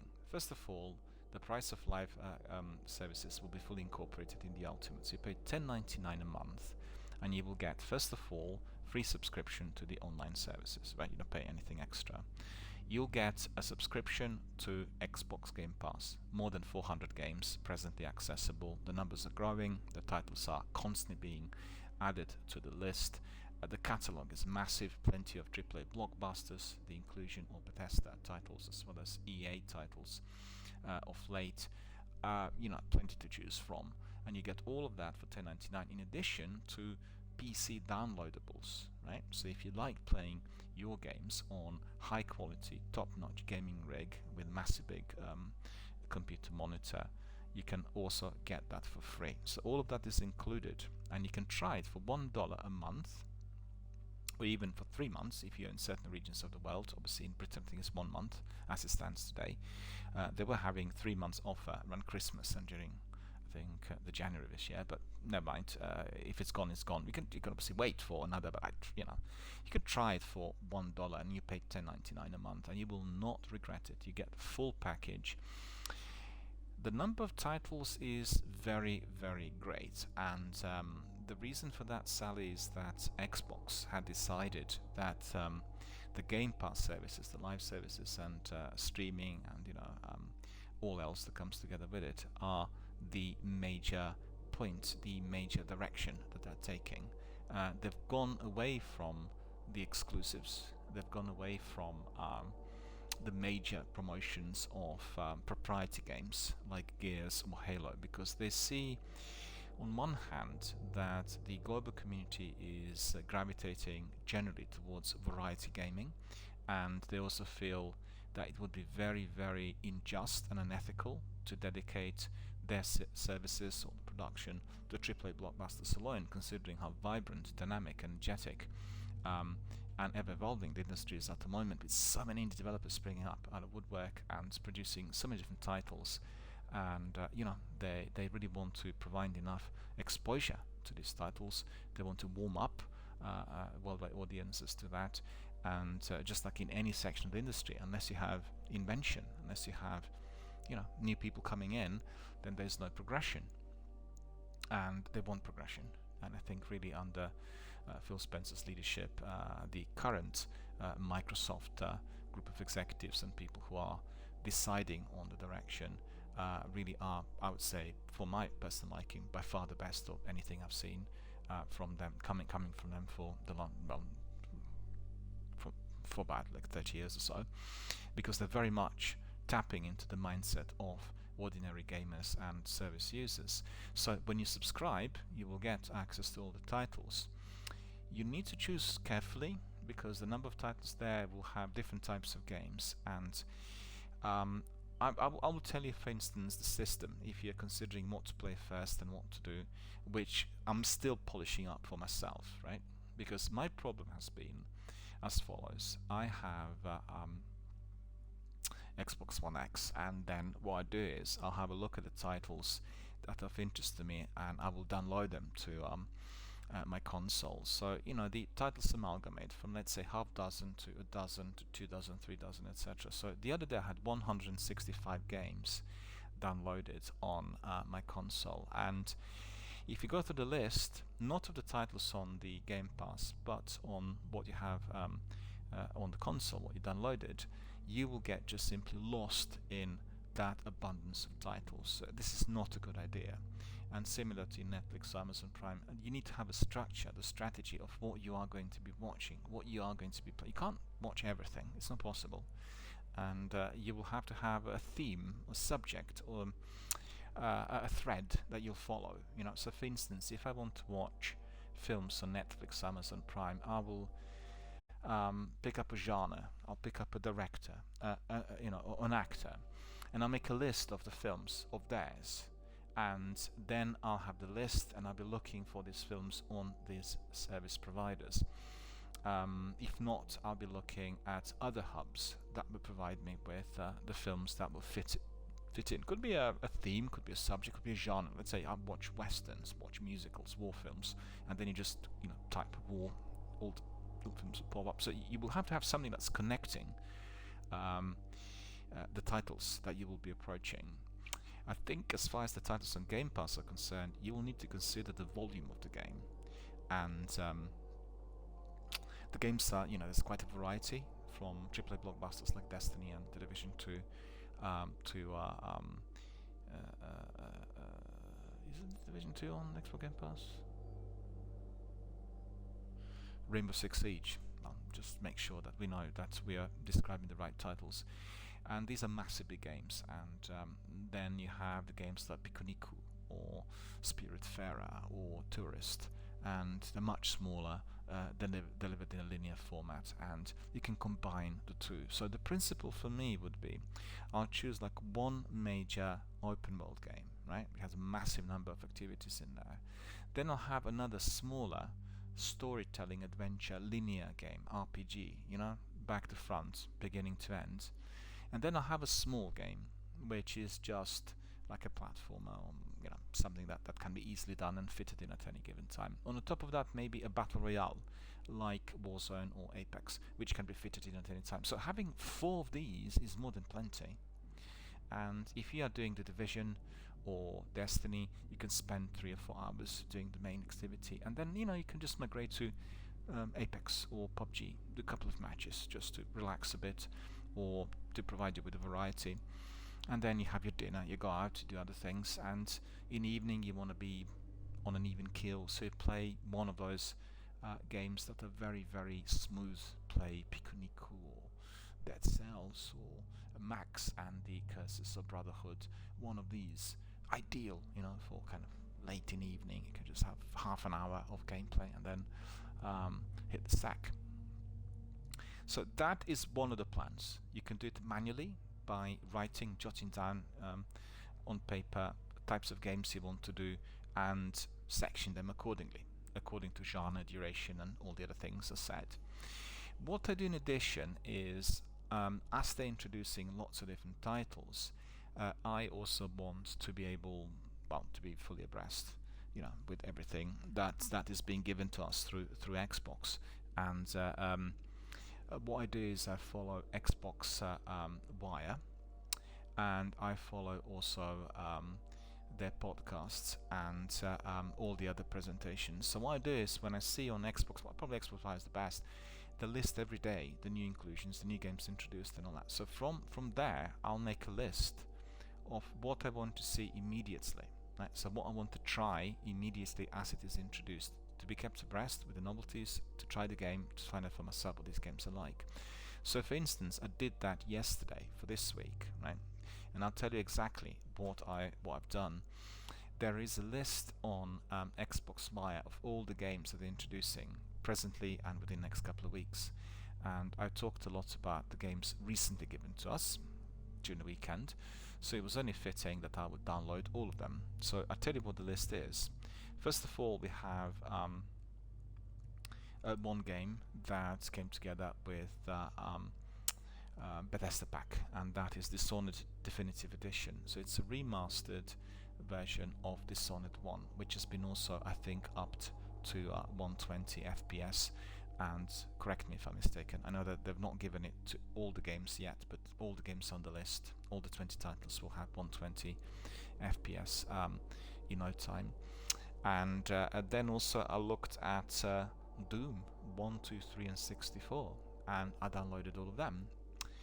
Doom can fit in similar to Apex or any other, shorter matches. It's a proper kind of a shooter, and will bring us back to the old PC game of 1990s. I'm quite curious to see what it's going to look like on my setup.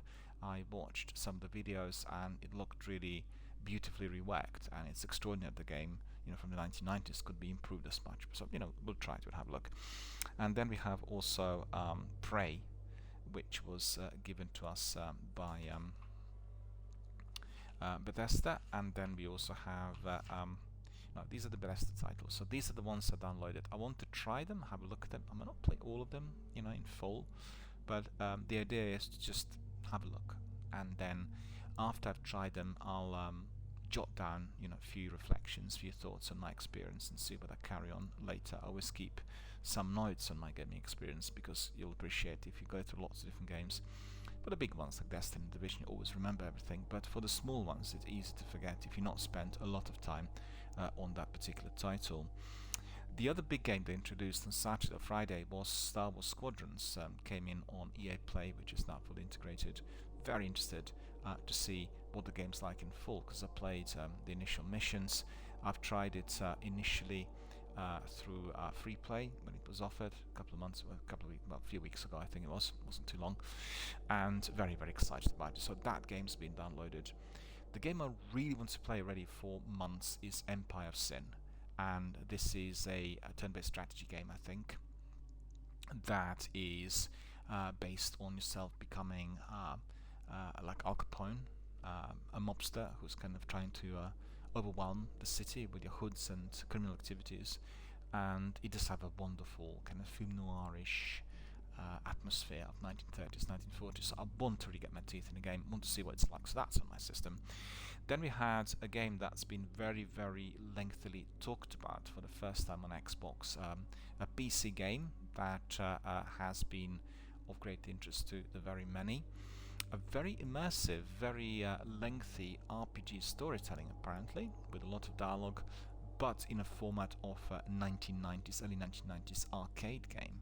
So very odd-looking, old-style graphics with a lot of interesting content. So very, very interested to find out what the game's about. and it doesn't occupy a lot of space on the console, so definitely also download it and on my list. And then Killer Queen Black is a game that they introduced to Xbox Game Pass, I think a couple of weeks ago, and it looks interesting. I need to try it. Again, retro looking game, and I kind of warmed up to the idea of going back to 1990s platformers, or the games that look like this, because I was a bit frosty for a decade or two already, because I felt it belonged to the old days, moved away from there, no need to go back in. But the recent games that were reworked and some of the content really drew me back in, and I'm absolutely delighted to be there. The game I'm really excited about, and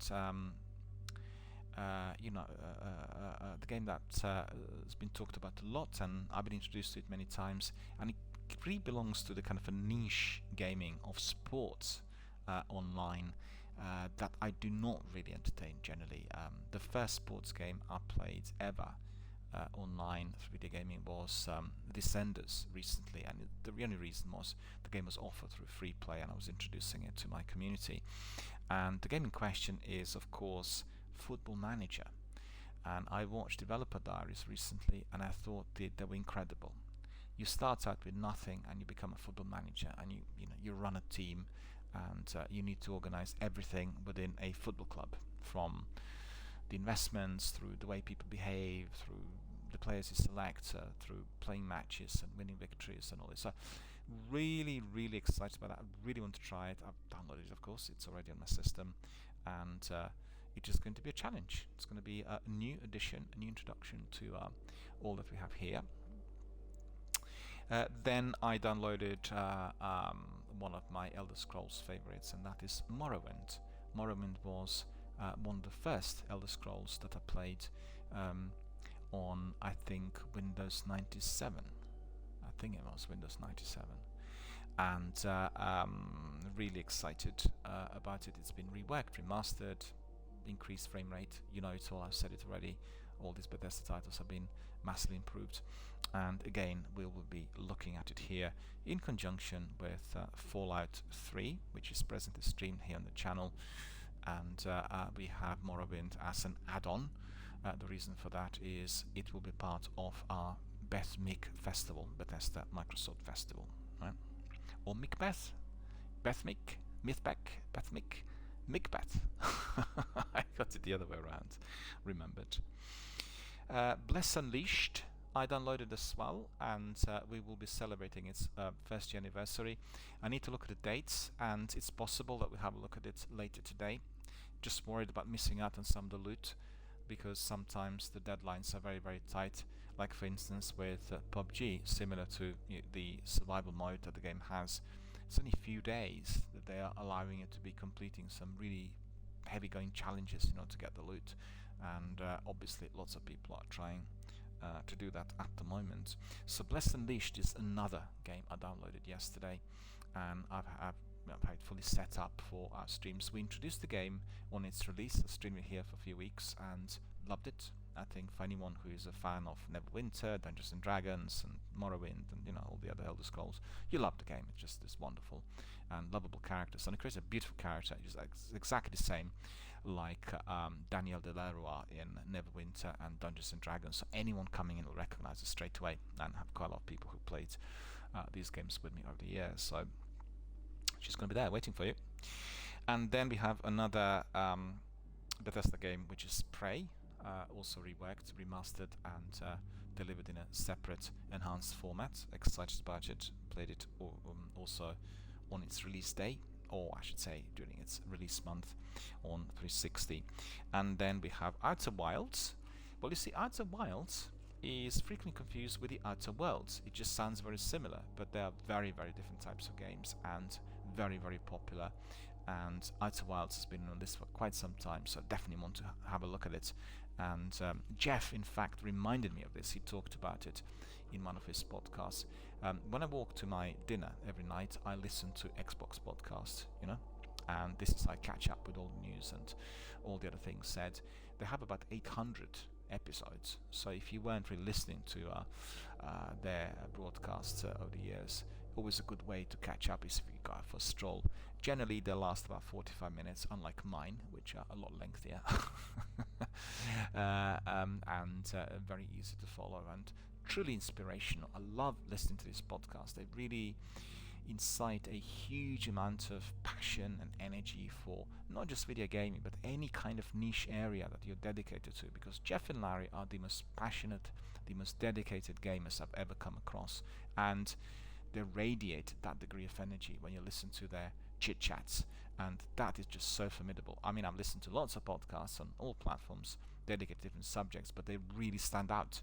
So it's no wonder that they really are spearheading the Xbox and Microsoft effort, because they're the best and they're just themselves. I think this is what people need to realize. You have so many invented, made up profiles and personalities online, and people who actually come across as the very best are those who are absolutely original and true to core, right? True to the core, they're always exactly as they are, and that's just the very best. And I'm trying to do exactly the same here. So I think everyone who has been taking a part in our online discussions and all we did here on my channel will tell you exactly the same. It's just the way I am. And the Outer Worlds. The Outer Worlds is a game I played at Infogamer a few years back. It was in Zagreb in Croatia. I went there and was taking part in some activities. So I had the opportunity to play some of the games that were released during the year on a massive big screen, and there was Gears 5, there was The Division 2, and there was the Outer Worlds. And I've got to say, the Outer Worlds came across as quite complex compared to the other two, maybe because I've not played it before, and it's a game done by Obsidian, and they have some specialist kind of signature in-game mechanics within it. And it did take me a bit of time to kind of digest, but it's been on top of my list. And as you've heard, the second DLC had been released last week for the game and well promoted through Xbox and other hubs. So I really want to see, first of all, what the game's like, and then secondly, we want to do some of the side missions and quests. Obviously, we will stream it in here as well, so all of that is on the list. My goodness, time flies. Look at this, already 99 minutes on air. I can't believe it. It's extraordinary. I haven't even gone to the news. How long does this broadcast need to be? Podcast of 300 minutes? I don't think so. We had Tonzak coming in. Hello, Tonzak. How are you? Thank you so much for joining us. I apologize for not being able to respond to you earlier. But it's very difficult to be responding to incoming messages if I am, debating a particular topic, because when I lose my thread, then just forget it. I'm already on a different planet. Tonzak says, and the problems that virtual reality introduces when your brain cannot compare the virtual world with the real world. Absolutely. I actually had a discussion with Spurs, who's our dedicated community member, about it, because he played, I think he said, Resident Evil or one of the horror games on virtual reality, Oculus, the full headset, PlayStation, and he said the experience was very, very disorienting, because he found himself feeling a bit dizzy and it was affecting his perception. And I would say, well, maybe it's to do with the current state of dev, maybe it still needs to evolve somewhat. But the danger of entering survival/horror games or war games or anything of the same sort is that they will come across as very real. And if you're looking at the overall experience, which is very immersive, well, that has pros and cons. If it's like two-dimensional, like on your TV set, once you switch it off, it's similar to when the lights come on in cinema. You walk away and you forget about it. It's been on the screen. But if you're having it in your head through the virtual reality experience, it's a very, very different story. And don't forget that the virtual reality experiences are presently also used in the military in order to train certain operatives for certain activities. It's used for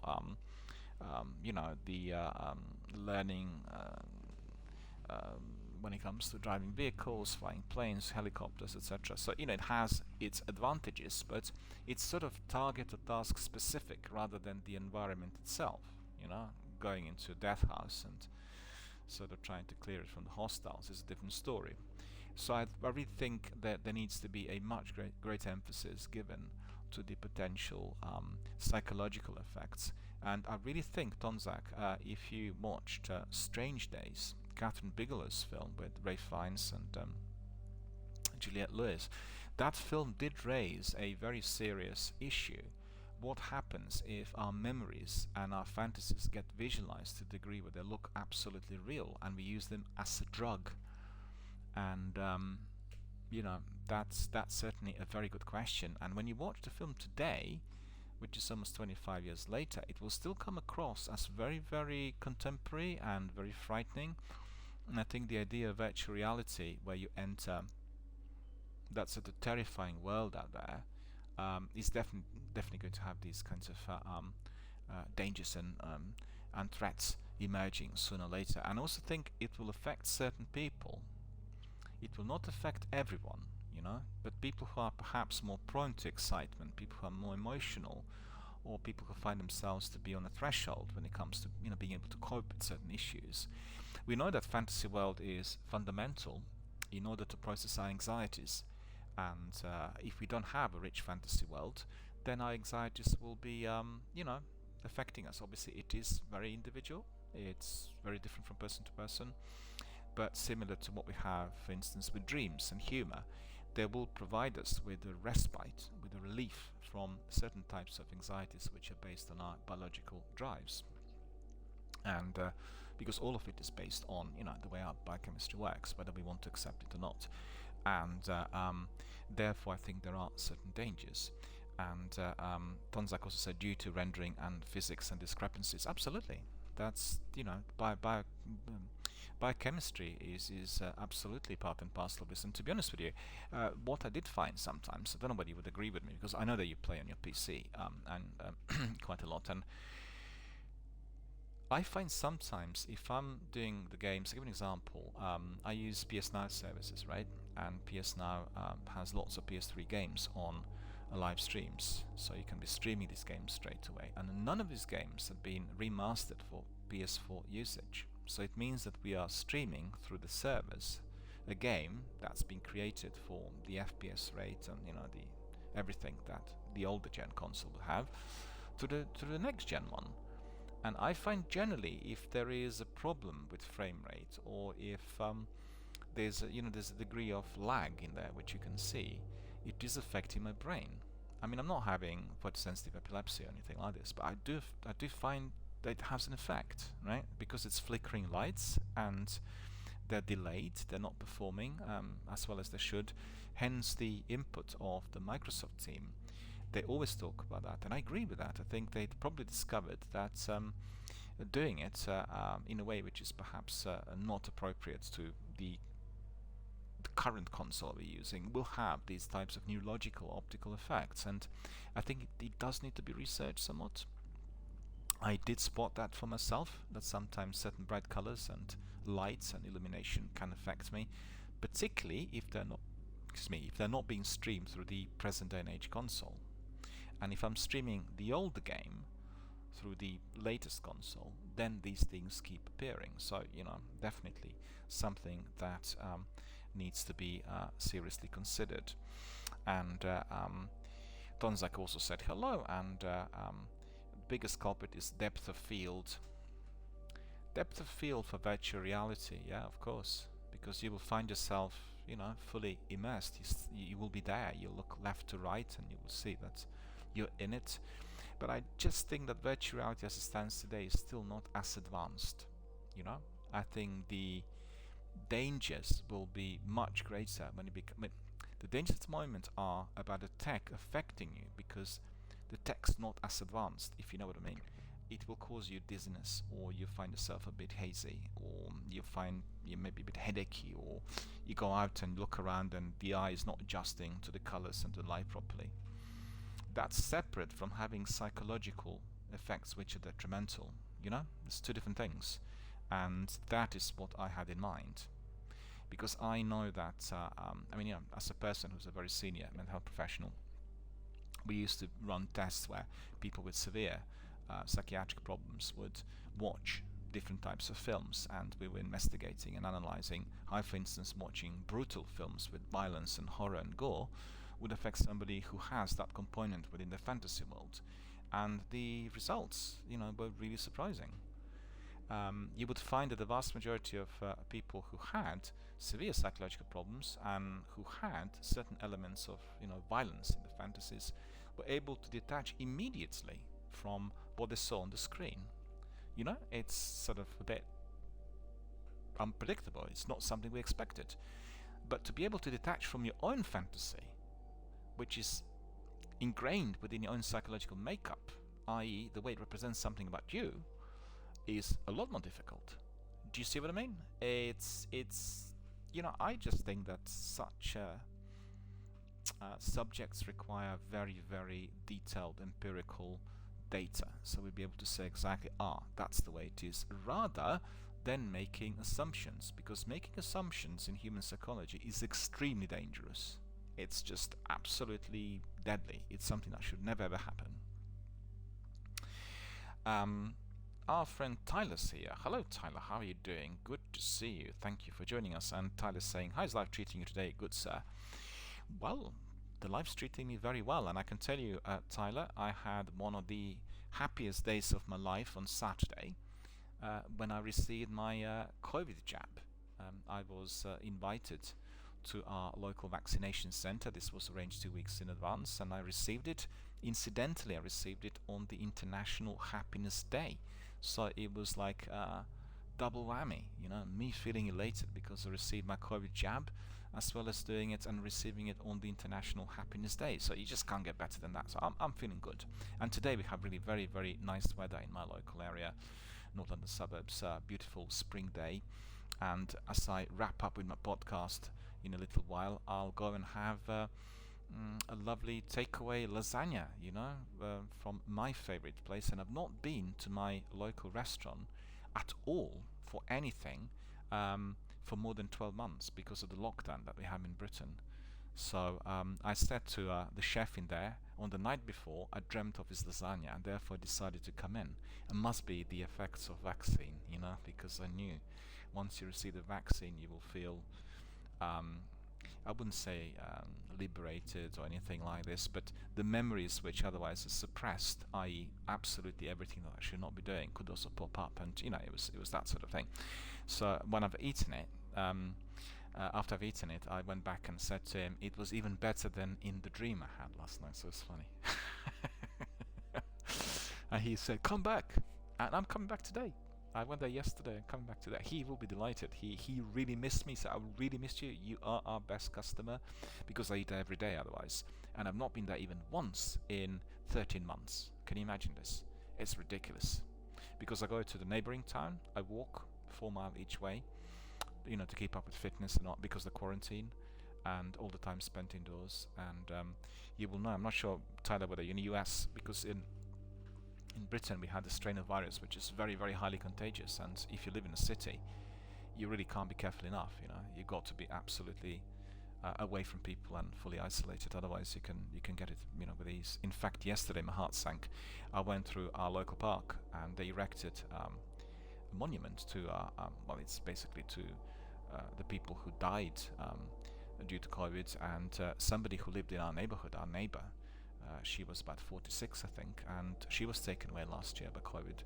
And yesterday, or day before, would have been her birthday. So the bench erected in there was full of flowers and cards and everything. It was absolutely heartbreaking to see that, And it's that dreadful disease, that dreadful virus, yeah. And Tyler says, how's life? And saying hello to Tonzak. Really good to see you guys, and thank you so much for joining us. And I'm doing my podcast here through Destiny channel, because we had Destiny here as the main game for a couple of years. And I'm delighted to see that the podcast is being seen and heard through playback. I've had quite a few messages coming in, and I've separated my usual community content, the introduction and chit chats, which we did have during our Destiny streams, and I have it in a separate slot, because there were community members who said, well, we really appreciate all the introductions, but actually when we come in we want to crack on with gaming, because we actually have only 90 minutes today, like we are married people, we work and all this. And I said, well, that's fine. I can understand it. And I don't really want to make it all kind of pre-booked, because it comes across as very formal. But I did have to do it sometimes, because Tonzak will remember we had at times lots of people who want to join us, and then, you know, when somebody joins us for a session, we want that person to stay with us literally throughout, and you know, just one of the system. And Tyler says that's good, and he's just providing us with a comment on the monument, and sadly one of our you know, neighbors here who passed away. He says that's terrible, and people passing away is always sad. Well, I think what is very dreadful about this ghastly virus is that it is affecting us in the ways which are not easily predicted. You have people who are aged 106 and they survive this virus, and you get people as young as 18 who sadly pass away. It will take time for, you know, all of us to discover what the causal factors are. There may be some other malignant elements which are still not detected, goodness knows what, but we as humans have got to take utmost responsibility, and we need to protect ourselves and our loved ones through everything that we know of the virus, you know. I was just saying earlier in my broadcast that if we are adhering to social distancing rules, if we are wearing face coverings at all times when going out, or sometimes even indoors, and indeed if we on top of that have our vaccine, the full vaccine with 2 jabs, then, you know, we will have a significant degree of protection. Whether we are going to be able to avoid the virus completely is a different matter, but incidentally today we've had the results of a study in the US. They've gone through quite a few thousand of people who were vaccinated with AstraZeneca, and they said that the investigation, which I believe was lasting roughly 3 months, indicated that the protection against the nasty big COVID, the one that develops you know, the symptoms that will cause death, is almost 100%. But they did say that they couldn't really as yet confirm that the vaccine would protect the person completely, meaning somebody might catch the virus and you know, have some minor symptoms, but nothing of that degree of significance. That is what they said, and this is still a study in progress. Don't forget, this will carry on. We'll find out. But to hear that the research, which was completed with very many people, had given us empirical data indicating that none, not a single person amongst those, would have developed the major COVID symptoms, which would result in fatalities, is fantastic. It's phenomenal news, and we want to, you know, carry on with the research and get more data. And our friend is Tonzak's saying life's okay, so it's all good. Tonzak's in Australia. I think Tyler is in the US, if I'm not mistaken. Correct me if I'm mistaken. Excuse me, my voice is going for a moment. And Tyler's asking about Destiny 2, and just bear with me, I'll just get my voice back in a second.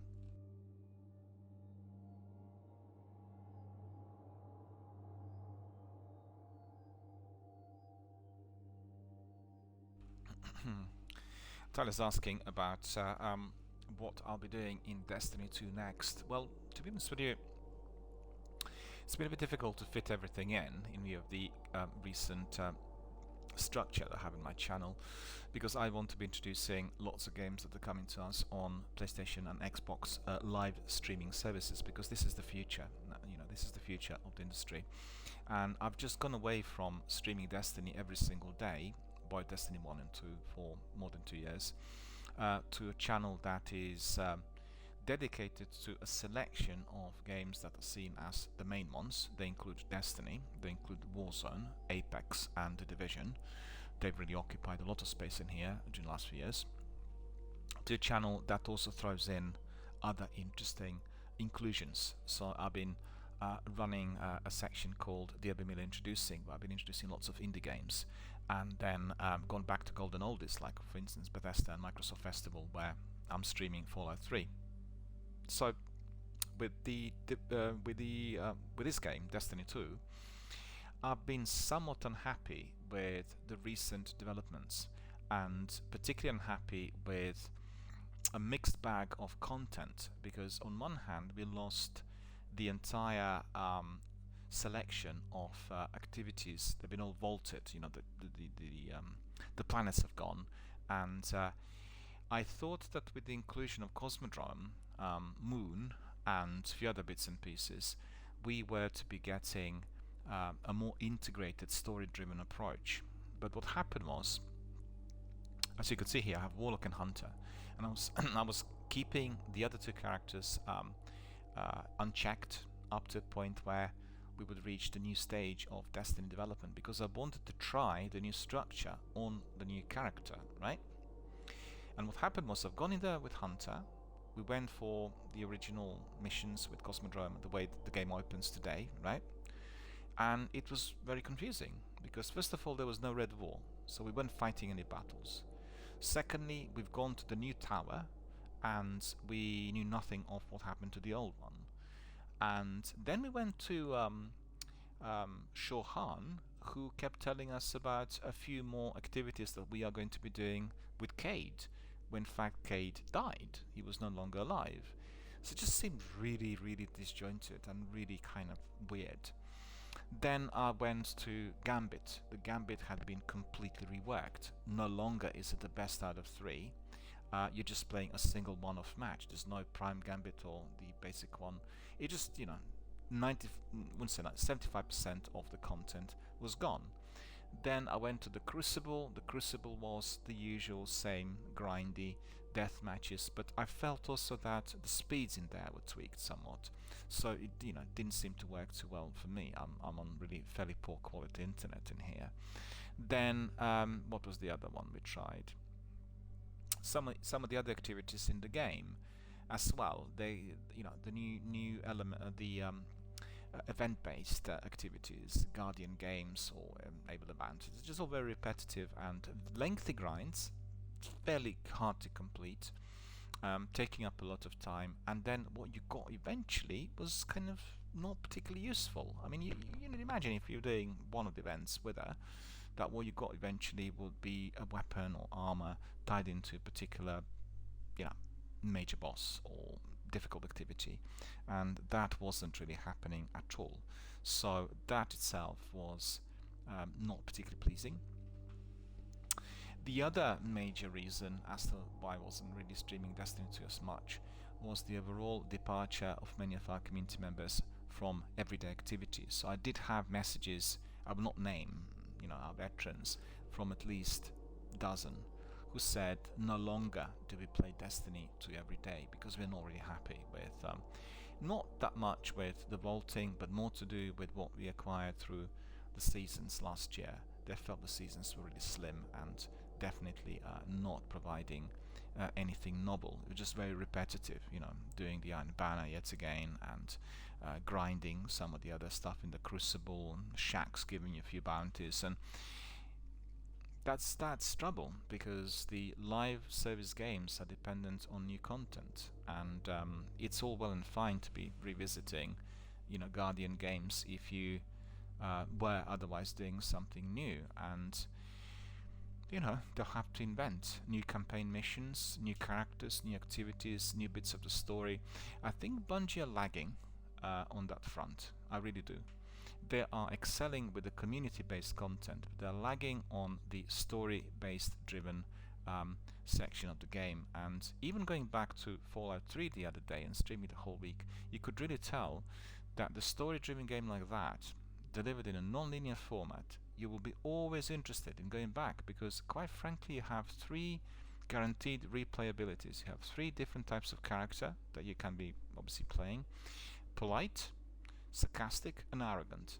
And depending on how you approach your subjects, and you need to stick to one of them.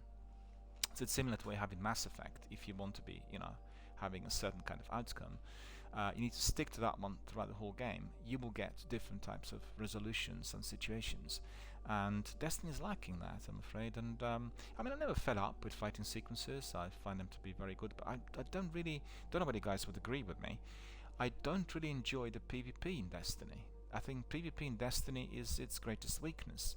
You do PvP like Apex or Warzone or in the Division. In the Division they have the section called Dark Zone, right? And it's a combination of PvP with PvE, so it's similar to what I have in Gambit. And it's fantastic. It's a really, really good, exciting part of the game. Everyone wants to go to the Dark Zone today in the Division 2. Very few people want to go back to the campaign and story missions, and it's just something that they need to work on. I find Crucible, I play Crucible quite a bit here, and not because I love it, it's just because our community members were very interested, and Tonzak will know the whole selection of our dedicated veterans here who would be quite happily joining in.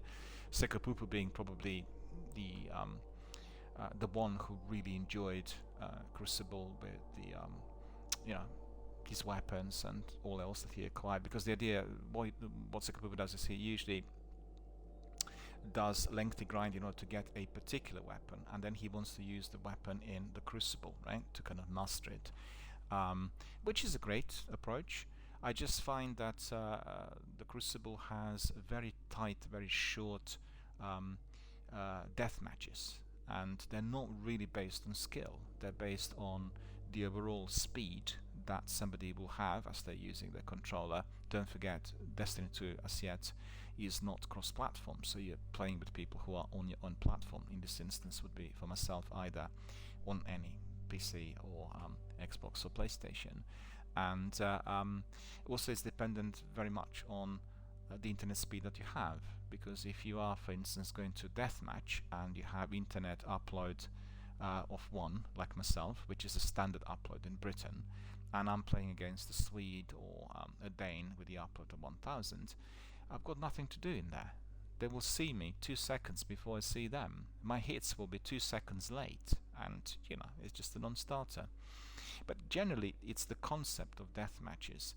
I know why they've done it, because Destiny has lots of tactical, lengthy battles within its own overall open world structure and campaigns, and then PvP was something to kind of hype up the participants, provide them with opportunity through which they will find themselves being very busy, very hyped up, very energized and everything else, but not really my favorite activity, basically. And I really think they need to think carefully about all other things that can be introduced. So they need to look up to the games like Fallout 76 or Elder Scrolls Online, where the new content is kind of blending in well with all that they're trying to do, and it's raising the profile for the community members, old and new. I think that's what's lacking in here.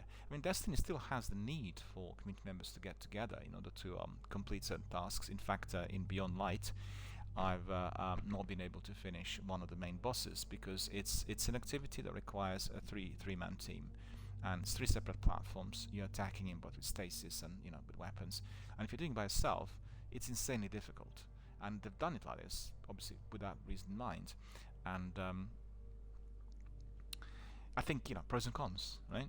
So Destiny still remains beautifully built and delivered for maximum community effort, but on the PvP front, I think it is not delivering. That's they could have already come up with other elements that are similar to Warzone, for instance, with a major tactical gameplay with lots of people brought in, bigger map, which would be incredibly compulsive and very greatly admired by everyone. Warzone's excelling, really, I've got to say. A very, very good game for that sort of thing. And let me see what our friend said. Tyler's saying, I think Destiny 2 has got a lot of potential, but Destiny 2 just keeps messing it up again and again. Donzak says, yeah, I've given up on Destiny 2 for a while because Bungie keep changing things to the point of confusion. And I also feel that Destiny 2 now is so big that my PS4 can't cope with the load anymore. Well, I need to tell you that the game had been constantly changing from literally to day one.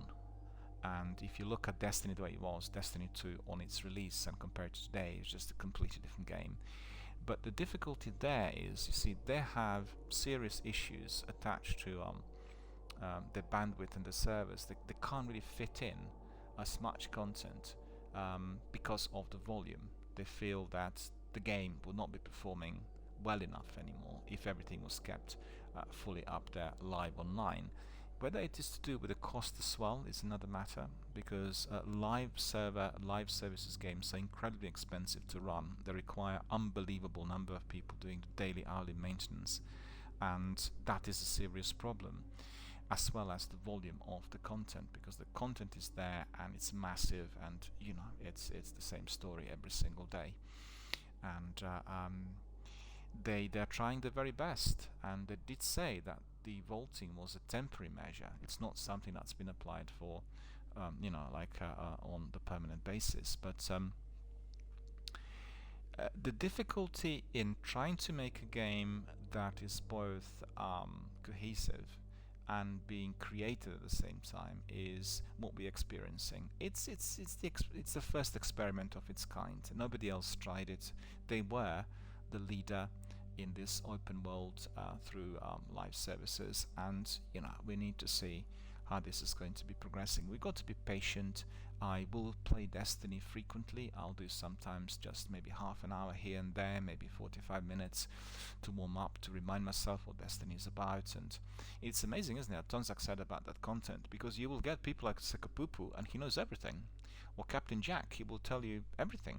He read Grimo Tales, and he's got a book, and he will know every single segment of Destiny. I find that incredibly difficult. I really, still today, after playing it for so many hours, and going through certain activities and discussing it with my participants, I will still not remember certain things. I will still not be able to recall the name of a particular opponent or where he came from, and that is due to the way the story is told. Tonzak will remember we've had here twice, or even 3 times, the linear storytelling gameplay. So we've gone down the missions according to the chronology, and that was in Destiny 1. And I thought, hang on, we're going to make it easier for ourselves. We're going to be able to find out exactly what is happening, and it made it even more confusing. And in addition to that, what I did spot was that certainly the first 8 missions of the game were incredibly repetitive. And I never ever had that feeling of repetition when I was doing the same within the actual, the full non-linear structure of the game. Because every one of the first 6, the first, isn't the chapter, the first section of the game, you always go into the same place, right? You're going to the Cosmodrome, and you're starting at the same place, you're going to the same hallways, to the same compounds, and you don't really get that at all if you're doing it in its, you could say, proper non-linear storytelling format. So it was quite surprising to me to discover that doing it in a chronological order was making the game look and feel a lot worse. In addition to that, it didn't really provide me with any other clues.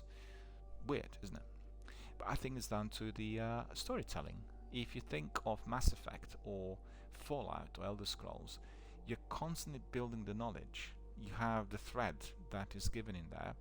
Although you're meeting different characters, you're easily going to be connecting with different areas of activity, with your areas of operation, and you'll be able to piece those bits of puzzle together. A lot more time spent on storytelling, which is interactive.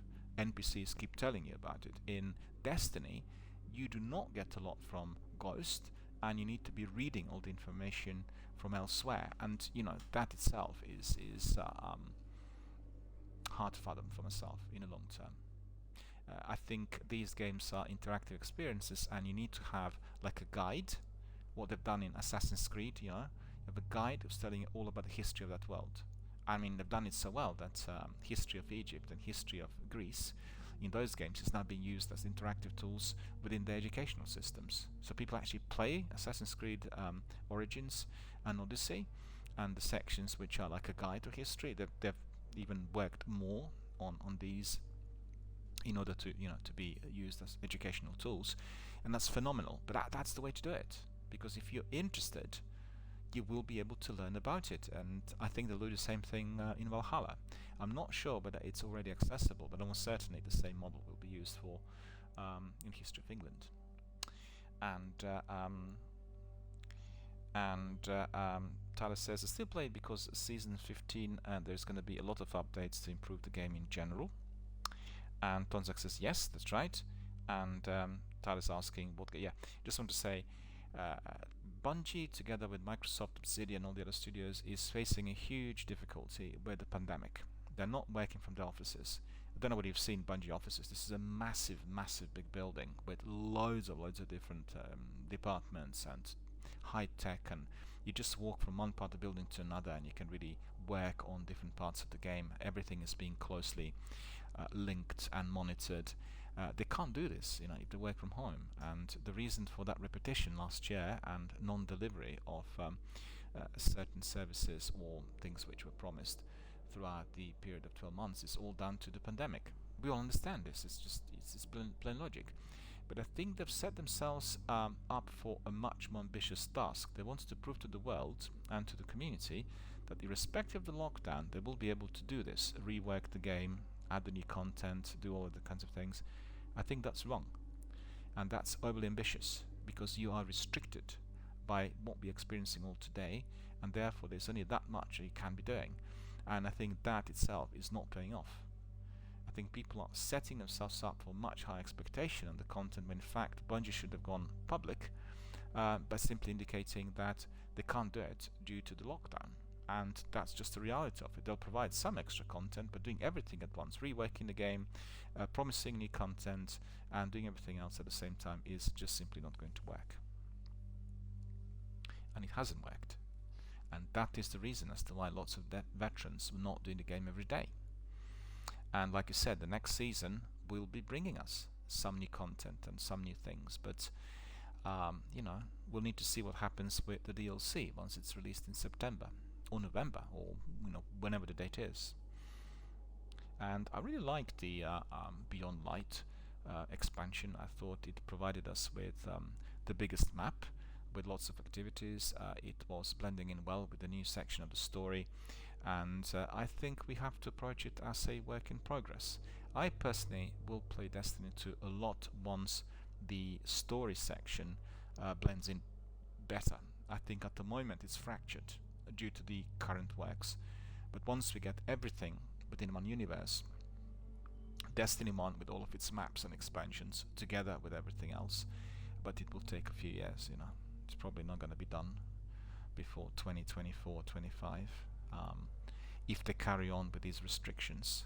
If they go back to the studio, then it will be a different story, but it'll take a while for things to pick up. And Tyler's asking Tonzak about what games he's playing, and Tonzak says Destiny 2 and Minecraft. And Tyler says, oh, very nice, I'm just waiting on the new Minecraft update with the caves. And Tyler says, I'm really excited. I want to ask Tyler, are you also playing all the recent scholarly editions? Because I've seen on Xbox presentations they talked about the educational content. You enter and then you can learn about various things.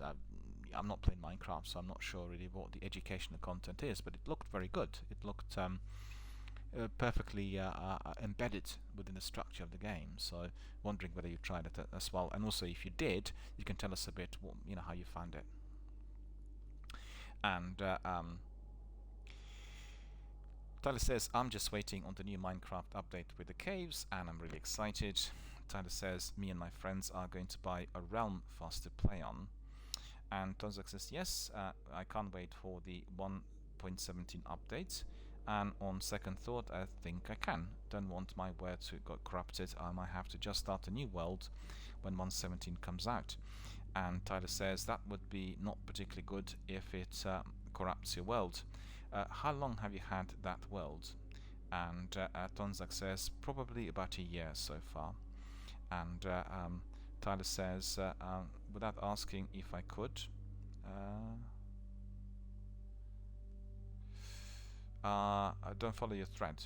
I didn't really pick up on the last bit. I guess you were saying about the use of certain words. Well, I run a family-friendly channel, and the channel is highly carefully kind of observed and moderated by external moderators, and therefore I make sure that I'm fully compliant with both my channel and Twitch rules, which are fairly strict. And we had some issues recently arising in Warzone, and I explained to my community what the policies are, and being a person who's promoting ethical gaming, being an Xbox, Twitch and PlayStation ambassador, I always make sure that all the family content, all the content we have here is absolutely complying with the rules. And we want to sometimes stream 18 plus games like Warzone or, I don't know, State of Decay or Resident Evil, but we want to present it in a way which is accessible to any viewer anywhere. So anyone watching will have a very good picture of a family-friendly content, and they will be also watching a game that is otherwise 18 plus. So it's very similar to what you have on film reviews. We have like a weekly review program on TV, and you will get then film critics and presenters talking about the films that otherwise are not for children or anyone younger than 18 in a way which is applicable to any generation. So that's the same concept. It's the same idea. And right, so I'm very glad to see that Tyler and Donzak joined us. We already been live on air with our podcast for about 138 minutes, which is phenomenal, and it's much lengthier to what we usually have here on the channel. And hope you guys enjoyed all of our ramblings and musings and novelties and the news. And that's exactly what podcast is about. It is all about us integrating the news coming from other streamers, our community members, and the industry, and talking about it aloud. What I want to ask our friends Donzak and Tyler is, have you played The Outer Worlds? Have you played The Outer Worlds? It's the Obsidian game, and I have it on Xbox Game Pass. Talked about it a bit earlier. I played it when it launched at Infogamer a few years back, and yeah, Outer Worlds. It's called The Outer Worlds. It is a game similar to Fallout and No Man's Sky. Happens in a universe where there are lots of kinds of challenges and activities, very similar in its approach to Fallout, because Obsidian worked on Fallout New Vegas, and very, very entertaining. They just released a new DLC last week, so I just wondered if you guys tried it. Yeah, I guess you guys are on PlayStation, are you? Aren't you? I know that Donzak is. Tyler, are you on PlayStation or Xbox?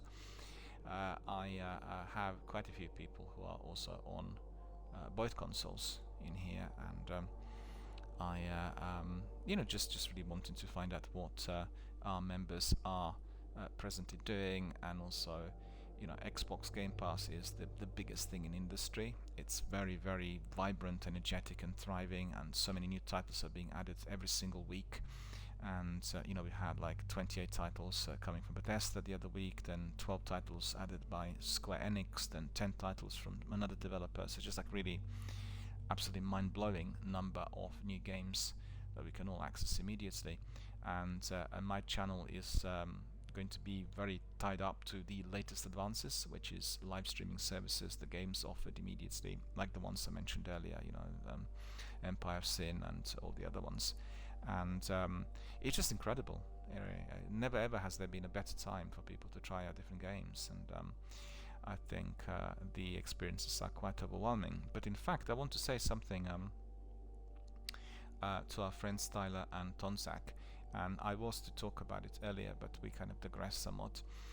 I use Larry's and Jeff's podcast, which is the Xbox podcast, every single week, as a major signpost on all that's happening in the industry. I mean, they talk a lot about Xbox activities, but they also talk about other games that are not really Microsoft connected. Most importantly, talk about other publishers and developers. So you're kept abreast with everything that's happening out there.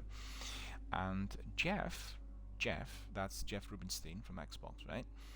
He had been talking about Yakuza for quite some time, and certainly within the last year, he kept telling everyone that Yakuza, because the game was originally released on PlayStation and only accessible to the Japanese gamers, and no longer the case, obviously. We can have it on Xbox and PlayStation in Western Europe as well nowadays.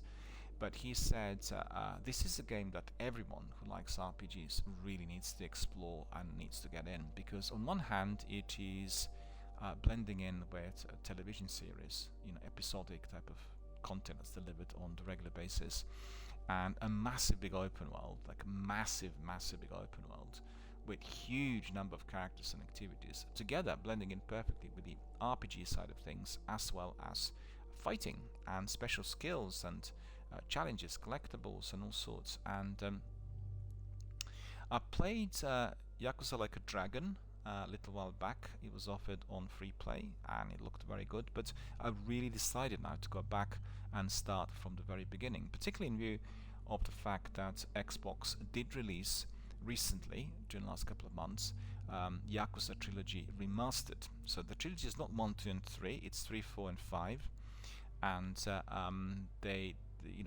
special edition remastered is available on Xbox Game Pass as well. So yesterday, purely by chance, I've set out on a journey with Yakuza 4, which I have on, incidentally, not on Xbox but also on PS Now streaming services. I didn't download Yakuza to my Xbox, therefore I just gone to have a look. But the game grabbed me immediately and I just couldn't depart. It was just incredible. You really felt so much for that character, the character who you're playing, and all the other guys, and it just seemed like an incredible game and beautifully created. I mean, anyone who likes Japanese films is familiar with Yakuza will recognize the threads, but it just seemed so good. So I really want to take this opportunity to thank Jeff and his team for waving the flag and telling us all about how good the game is, because I also want to do the same here. I want to introduce it to our friends and all of you on PlayStation.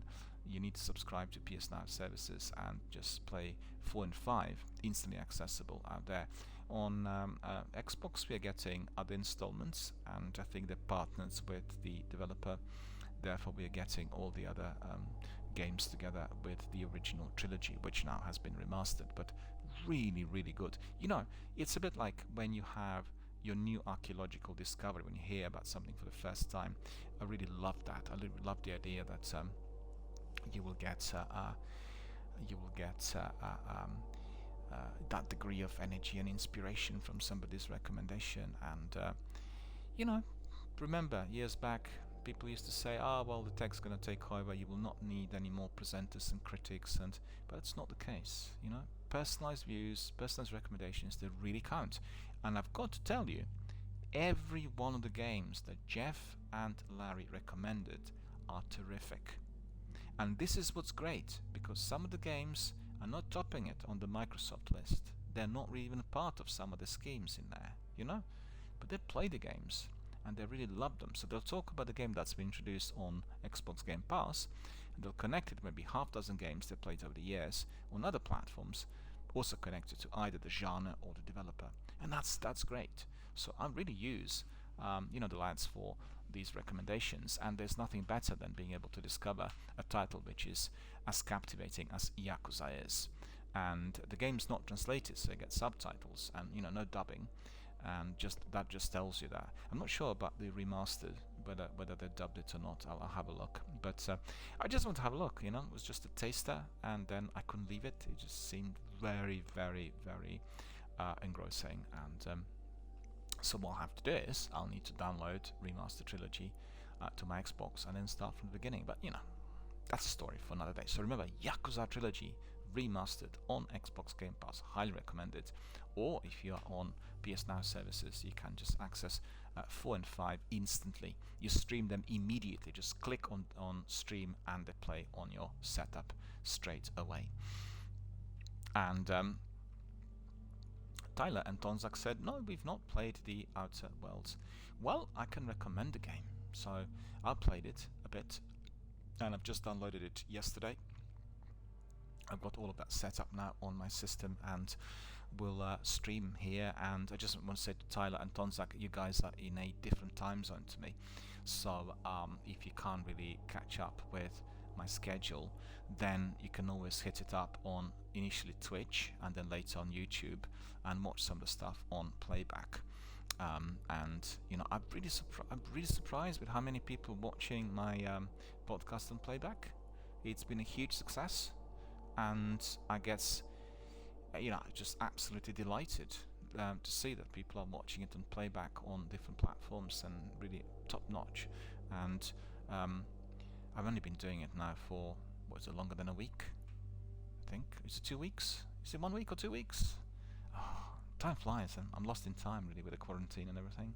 It's been around for very short while, but it has been received very well, and I'm getting messages every day from our friends, old and new. In fact, there were people who have not been associated with the channel and sent questions, like our friends from New Jersey and one from DC, and then there was somebody from Bournemouth, Sally, in fact, and he got connected to the channel recently, and she sent me already 2 messages asking questions about well, various things that we discussed here live on air. And Tyler says, I play on PlayStation 4, so if it's just on Xbox, I've not played it or heard of it. And Tyler's asking, is it on PC? No, it's actually a Xbox exclusive.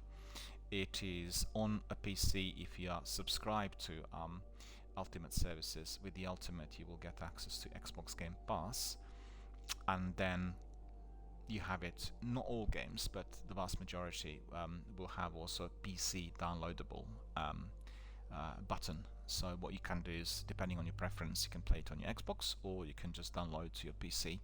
Obviously you need to be a subscriber, you need to have the app and everything else. But lots of people who are subscribed to Game Pass, they actually prefer to play on their PCs. I guess it's to do with audio-visual quality, the speed, and it's particularly the case for PvP. Everyone will go for PvP if you were looking at the quality, because the key area there is fast processing. The processors on very expensive gaming rigs, PCs, are much better than, or faster compared to what we have on our usual consoles. But to tell you the truth, the latest consoles, that is PS5 and Series X and S, they also have extremely fast processors, and they said that they are on the level of medium up to sort of higher quality PC rigs. I'm not really an expert, I wouldn't be able to tell you exactly the difference, but I'm sure that Sekapupu and Captain Jack will be able to provide us some adequate feedback. They'll know all about it. And I'm very delighted to see that the new processors on the next-gen consoles are as good, so that will make a world of difference. And we've seen that already with loading periods. They have on the next gen console, Series X and S, this button called Resume, and I think it's up to 16 games which you can resume instantly within a second. No loading periods whatsoever. You just simply click on Resume and you're in immediately, and it's just incredibly fast. And Tyler says, I do have a PC, but only play games on it when they're not on PlayStation 4. Well, I think the future is all about xCloud and cross-platform access. So that's just the way it is going to be, and we'll be given a choice to play any game on any platform that we own. We will need to be subscribed to live services, and then, like with Xbox, if you want to play Destiny, you are going to be able to play it on your Android, on your tablet, on your PC, or on your console. And that will be all done with ease. In fact, this is all possible already. The only difference there is that Destiny as yet is not cross-platform. They are working on it, and Destiny will become cross-platform later in the year. I thought initially, when I had the news from Bungie, that they would be looking at cross-platform access around Easter time, so more or less imminently. But then they kind of revised, I should say. They revised the news, and they said it will be later in the year. Well, I think they need to be careful, because cross-platform access will cause serious issues for the services as they operate today. And we did have this in Warzone and Apex, but don't forget, Apex and Warzone are games that were created in a different way compared to this one. I think Destiny is providing us with a multitude of functions, all kinds of subgroups of games within one big universe, and therefore the problems could be very considerable when you have people coming in from PCs and joining the forces with somebody on Switch. And we really want to make sure that this works perfectly well. So if they need to take time, fine, but I believe that our community here will truly thrive as we get to this cross-platform access. I've seen that with Warzone, which I felt was previously territorial, people playing it on separate platforms, and ever since it went all platforms inclusive, it's just been a revolution, and the number of participants and the different types of people who joined us has been a revelation, and we look forward to that in Destiny as well. Not there yet, but in due course. And just like you said, I think what's the best is to choose the platform that's the best for you. So anyone who wants to do PvP, I think PC will be the platform of choice. But on the other hand, people will do Destiny on Android as well, and they will be coming in and they will be doing it. And don't forget, not everybody will need to be doing the Crucible if they're doing it on Android. Why not do some patrols, some story-based missions, some other pedestrian activities, some harvesting, revisiting, maybe reading some of the material, analyzing the history of Destiny universe. There's lots of opportunities in there, so lots of options for people to explore. So I think that's definitely the way forward. Alright, my friends, well, thank you Tonzak, and thank you Tyler for popping in today. Very grateful for your comments and views and your participation, always greatly appreciated. I've come to the end of my podcast. I'm losing my voice somewhat. I'm a bit hungry, so I think I'll go for that dinner that I told you about. Ask my chef in there to make the same lasagna with rice and salad and mixed vegetables and everything else I had yesterday. Just seems like really appealing and appetizing. It's funny because I've been eating my dinner quite late now for 13 months. I've been eating it between 9 and 10 o'clock in the evening. But as soon as I've gone there for my usual time, which is around 4 o'clock, 4:30, I've gone back to my routine. I really prefer it that way. It makes a world of difference, and that's exactly what's gonna follow very, very shortly. So thank you, Tyler, and thank you, Tonzak, for listening to us and for supporting us, and indeed for all of your comments, views, and contributions. Always greatly appreciated. Just before I end, I want to let you know that this week we'll have quite a variety of games offered in here. I have Spiritfarer, which is on DRBMiller introducing, a terrific family-friendly game that I recommend to everyone. We'll have it in short snippets for about 60 minutes each. We'll have Apex later today, as Apex is ending its Chaos Theory event tomorrow, and I have a few experience points still to get in order to collect my loot, which is event based. We'll have Fallout 3. We'll carry on with Macbeth Festival, and then I have also the games I mentioned, the ones which we downloaded. So we'll have a bit of Doom. That will be the first of Doom and Bethesda Master PC on the channel. We'll have a bit of Morrowind. We'll definitely have a look at Star Wars Squadrons and Empire of Sun, and we'll have Bless Unleashed, maybe the Outer Worlds as well, time depending, but there will be quite a variety. And I think with Destiny I need to pop in because at the moment we have Guardian Games, but I've done quite a lot of it already, and I'm not sure whether there's any useful loot coming in, or is it just the same thing that we've done last year. But certainly with Destiny I will do it on Xbox rather than PlayStation. The reason for that is simple. I have the full game with the entire content, all DLCs and everything, through Xbox Game Pass. And if anybody else who's watching and listening wants to join us, send me an email, because I need 2 members to join me. We are not cross-platform yet, but I need 2 people to join me in order to do that final quest in Beyond Light. We need to eliminate that boss. And if anyone who wants to join us, please let me know. And I want to complete Beyond Light, and I want to have it done and dusted, and I want to bring in some other activities that are still well overdue.